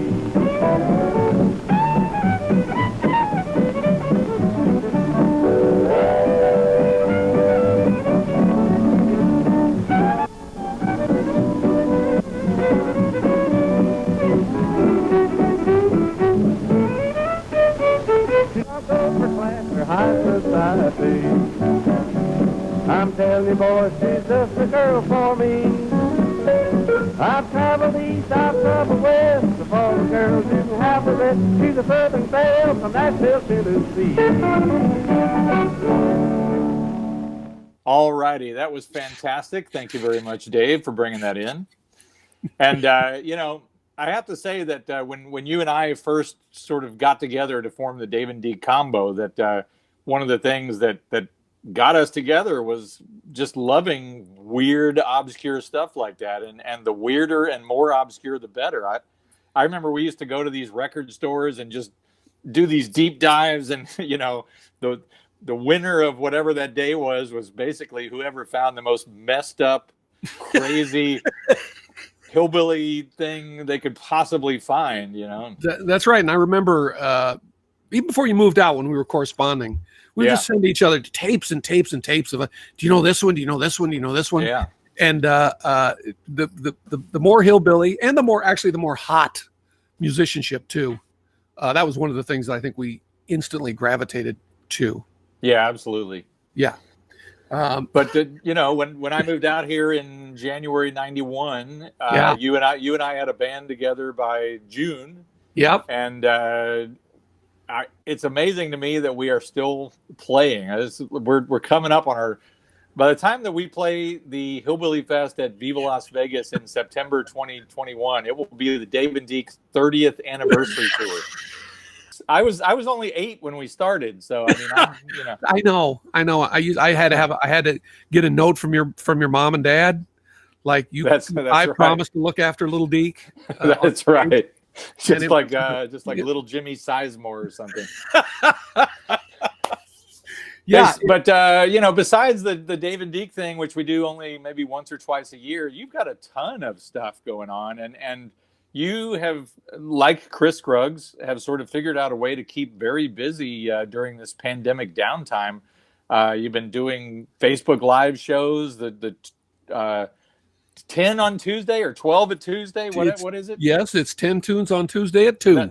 That's what it was. That's easy. That's easy to remember. So you know, if you want to check that out, but you know, you have done a lot of different things besides the Dave and Deke thing, and you've really settled in to a very cool thing of early and traditional jazz and playing with some fantastic musicians. And you've got a Western swing band too.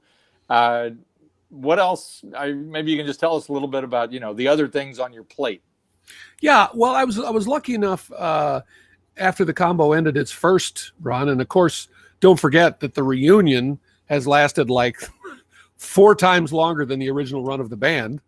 But right after that, directly after that, I was lucky enough to meet Whit Smith from the Hot Club of Cowtown, who had not formed that band yet, or they were on the cusp of it, and played some Western swing with he and Alana James, and which eventually led to going out to Austin and recording a Western swing record in 2000 with all the great cats in Austin. You know, Lisa Pankratz and Dave Biller and Whit and all of them. Yep.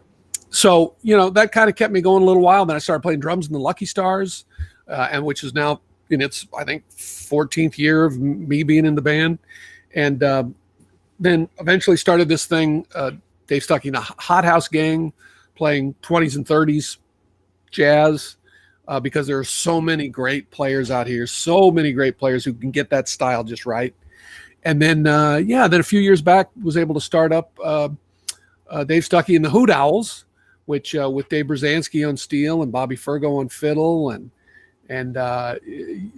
various folks, Mark Caparone, who crosses over from the Hot House Gang playing trumpet in that band, and Carl Sonny Leyland on piano, and that band's a ball too. I mean, I think the super cool thing about you starting the Whippersnappers is it's a way for you to have another band and have it be, it's really a different thing because it's kind of a different concept with no drums and two younger guys, and they're fresh and into the fun of it too, so they can probably get you a little bit more or keep you invigorated, don't you think?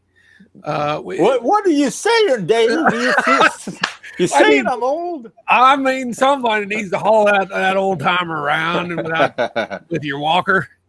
No, I absolutely. Well, the reason I formed the band is I just wanted some of that young dude energy to sort of, goose me a little bit, and it's been super fun playing with those guys, Xander and Bert. They're really nice and really energetic, and yeah, like you said, it's hillbilly music, but it's a completely different thing than what Dave and Deke did, or it's a different thing. So yeah, I'm having fun with it. That's right. But what I love about the Whippersnappers too, the fellas you bring along, is they come loaded for bear, man. They are ready, and they're ready for whatever, the fun stuff that you throw at them on the spur of the moment. They're there, and they're ready to play, and they're ready to play whatever you toss out there. Mr. Dave Stuckey, you've got one more video here for us. What do you got? I'm guessing that this is another one from a deep dive, obscure and weird vault. It is. I'll tell you, it's this is a soundie, and I don't know if you guys have already talked about soundies yet on the show. We have not on this episode. No. All right. Soundies were a thing, man, in the 40s, and probably up into the early 50s. They were the earliest video jukeboxes. They were songs shot on film, in a scenario of one kind and another. There were hundreds of them, and they were shown on a thing that looked like a jukebox, literally, with a screen in it. And the films were printed backwards on 16 millimeter film, and then you ran them through this machine, and there was a mirror that reflected it back up into the screen people watched, and so it turned it right. Jazz, blues, pop, country, and then there was quite a few hillbilly themed soundies. And here's one by a guy I don't really know nothing about, named Harry Duncan, and I believe the band that's backing him is Frank Novak and the Rootin' Tootin' Boys. I think maybe, I don't know, Deke, you can second it when you see the clip, and it's called Hillbilly Tilly.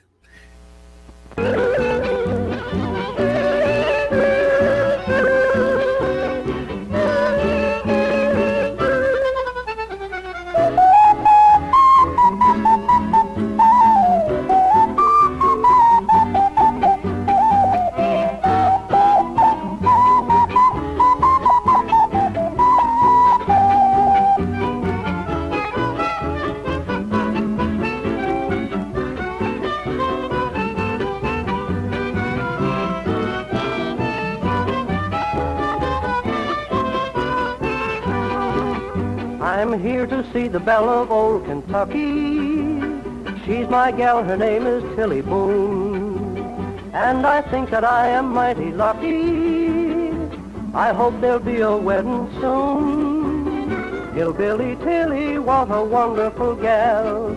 She is the only one I want for a pal.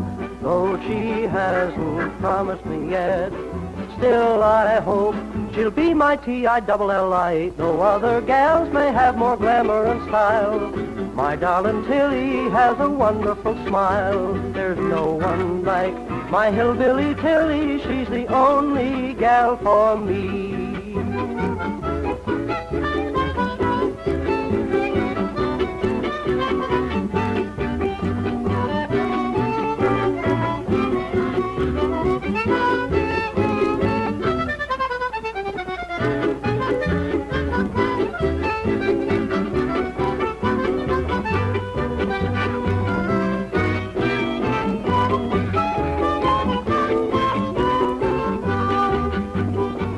patriotic for the red, white, and blues. You walk on your hands so you won't wear out your shoes. I'm so silly, hillbilly Tilly, you're the only gal for me.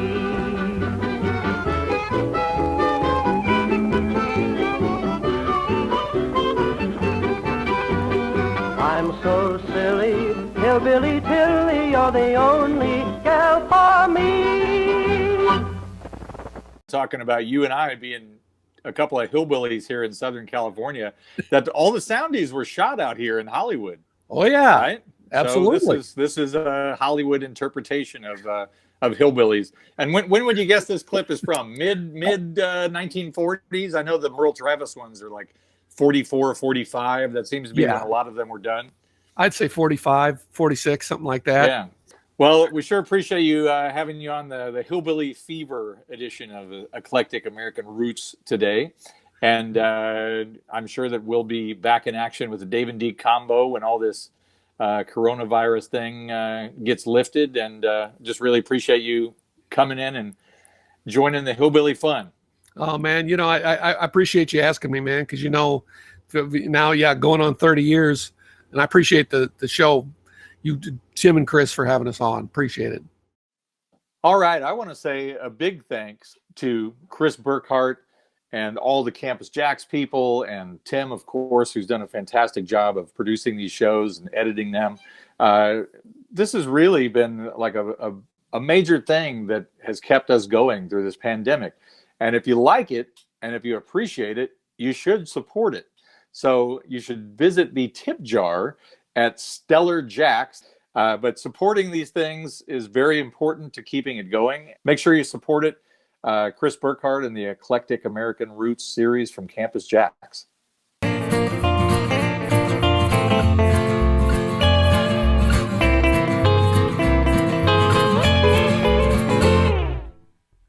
Beautiful Sal was a stone-hearted gal, refusing to bill or to coo. But Clem was right smart, he appealed to her heart with that gal getting good old Mountain Dew. Yahoo! Mountain Dew! Hey now, Big Sandy back again, and this time I've got a double dose of Mac Wiseman, a bluegrass man, also recorded some fantastic hillbilly sides and country numbers. I love his sweet voice, and I think you will too. Here is Mac Wiseman once again. Well, I've got the blues, those crazy blues. Sometimes I wish that I could die. Packing my grip for a long lonesome trip. Little girl, I'm telling you goodbye. I walk the streets, these old lonesome streets. I pulled out the soles of my shoes. Dude, I'll be going, little girl, you'll be knowing I'm trying to lose these doggone crazy blues.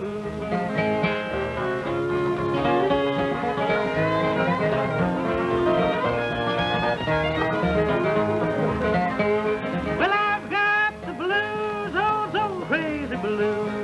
Listen to that old freight train moan.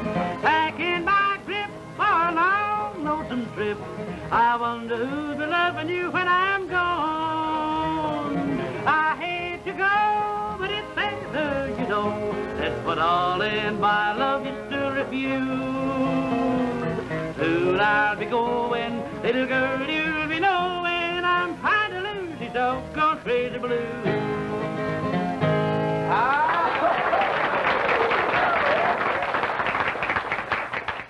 Let's do my little home in Tennessee. That's a good one.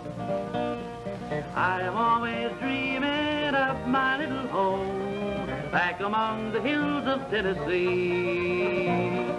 I am always yearning, longing to return to the place that means the world to me.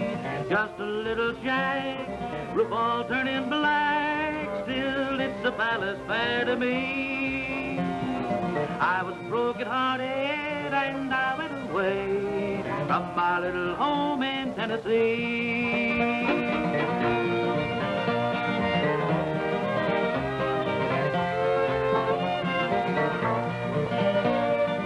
I can see my mother standing by the gate as I drove the old horse up the lane.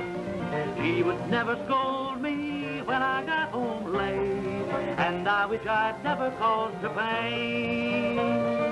Just a tender smile, beaming all the while, no one could be half so kind to me. Now she's gone to heaven, and she'll never return to my little home in Tennessee.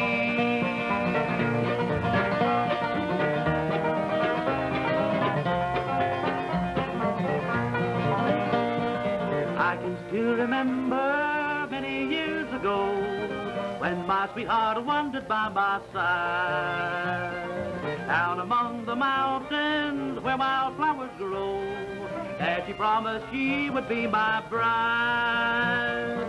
Then another man won her heart and hand, and I knew how much she meant to me. I was broken-hearted and I went away from my little home in Tennessee.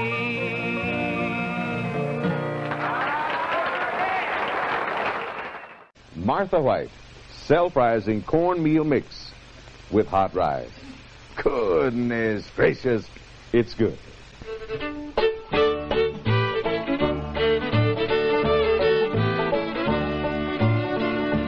Way down south in the hills of Georgia, down where the pine trees grow so tall, where the coon and the dog and the alligator bark, and the Georgia peaches are the sweetest of all. The Georgia peaches are the sweetest of all. I met my gal in the hills of Georgia, down where the sun just loves to shine. Lips as sweet as huckleberry wine, and heart as big as the Georgia pine. Heart's as big as the Georgia pine. Where the pine trees grow so tall, where the gals are sweetest of all. Way down south in the hills of Georgia, gonna start each day with a brand new song. Listen to the whippoorwill early in the morning. Hills of Georgia gonna be my home. Hills of Georgia gonna be my home.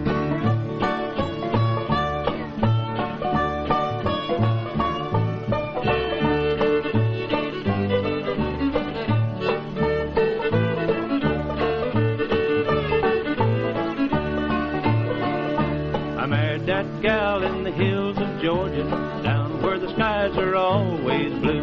I raised a little Cain and a lot of little young'uns, and a lot of our dreams are to coming true. A lot of our dreams are to coming true. Been a happy life in the hills of Georgia. The pine knots burn in the winter time. I wouldn't trade it all for $1 million. I love my living in the Georgia pine. I love my living in the Georgia pine. Where the pine trees grow so tall, where the gals are sweetest of all. Way down south in the hills of Georgia, gonna start each day with a brand new song. Listen to the whippoorwill early in the morning. Hills of Georgia gonna be my home. Hills of Georgia gonna be my home.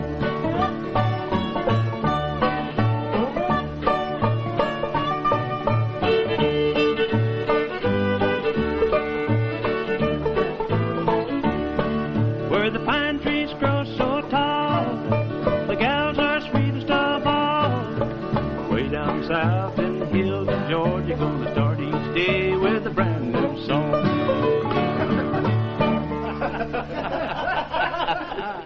And right there, yet another bluegrass artist who also eased his way into the country and hillbilly field, Hilo Brown.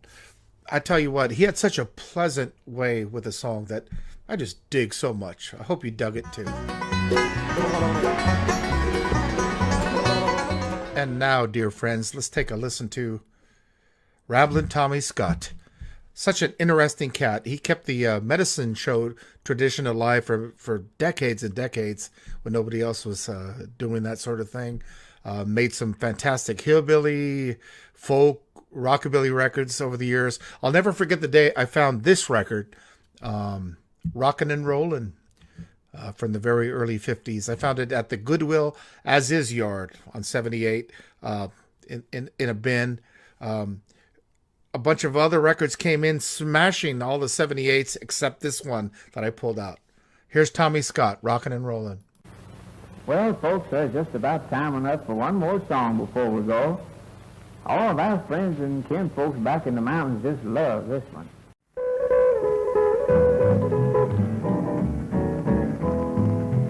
Train pulled out, heading south, now I am Dixie bound. I love to hear them drivers roll when they are leaving town. But I'm a-thinking of a gal on down the line who's waiting for me. When I get back, how happy she will be.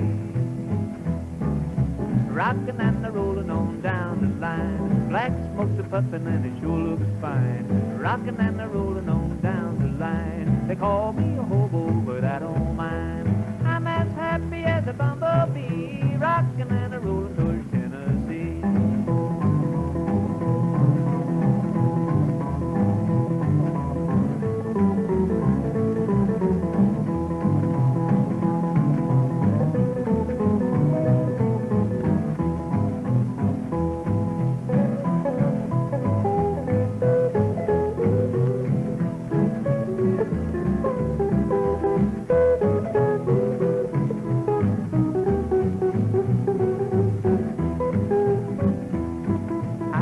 I'll always be a ramblin' hobo.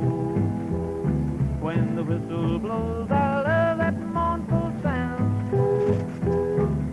The squeak and the rattle of an old boxcar is music in my ear. But I love that gal and she's loved me for years. Just a rockin' and a rollin' on down the line. Black smoke's a puffin' and it sure looks fine. Rockin' and a rollin' on down the line. They call me a hobo, but I don't mind. I'm as happy as a bumblebee, rockin' and a-rollin' towards Tennessee.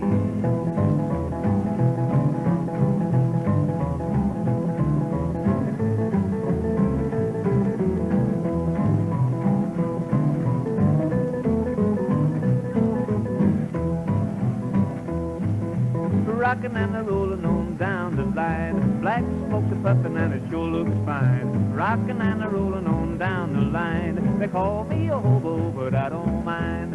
I'm as happy as a bumblebee. Rockin' and a-rollin' towards Tennessee. Rockin' and a-rollin' towards Tennessee.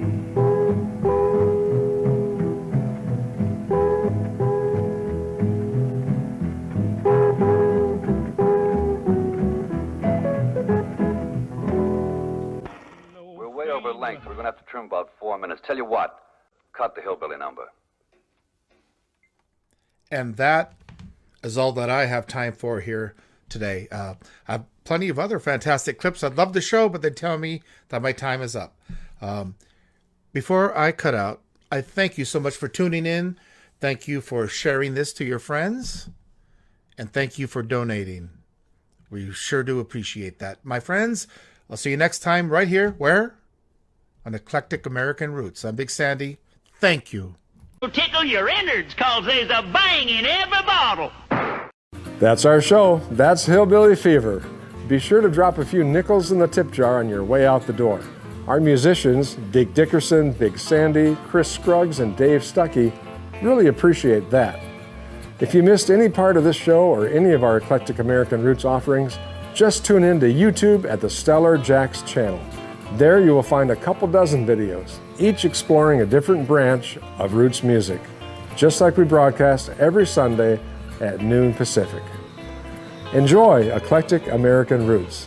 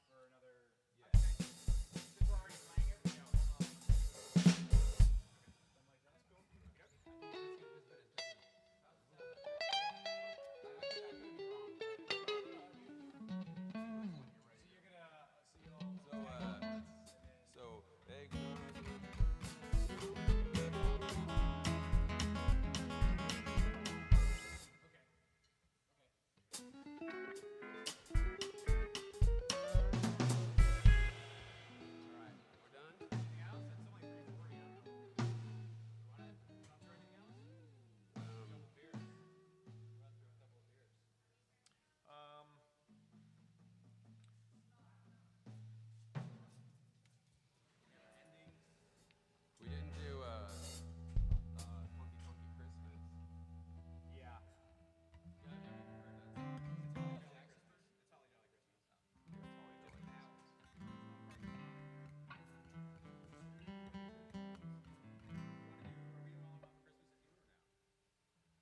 No, it's easy enough. It's slow enough. No, we're doing it. Yeah. Is that kid? You sing that? No, I'm singing that. That was Santa. That was a lot less Santa. Let's do at least the opening. Honky Tonky Christmas. Holly We're not doing it. We're not doing it. Oh wait, All I Want for Christmas is Dear Zoo. Yeah, you want to do the intro to kick it off? Okay. What key are we doing? A. No, sorry. C. C? Yeah, you had me change it.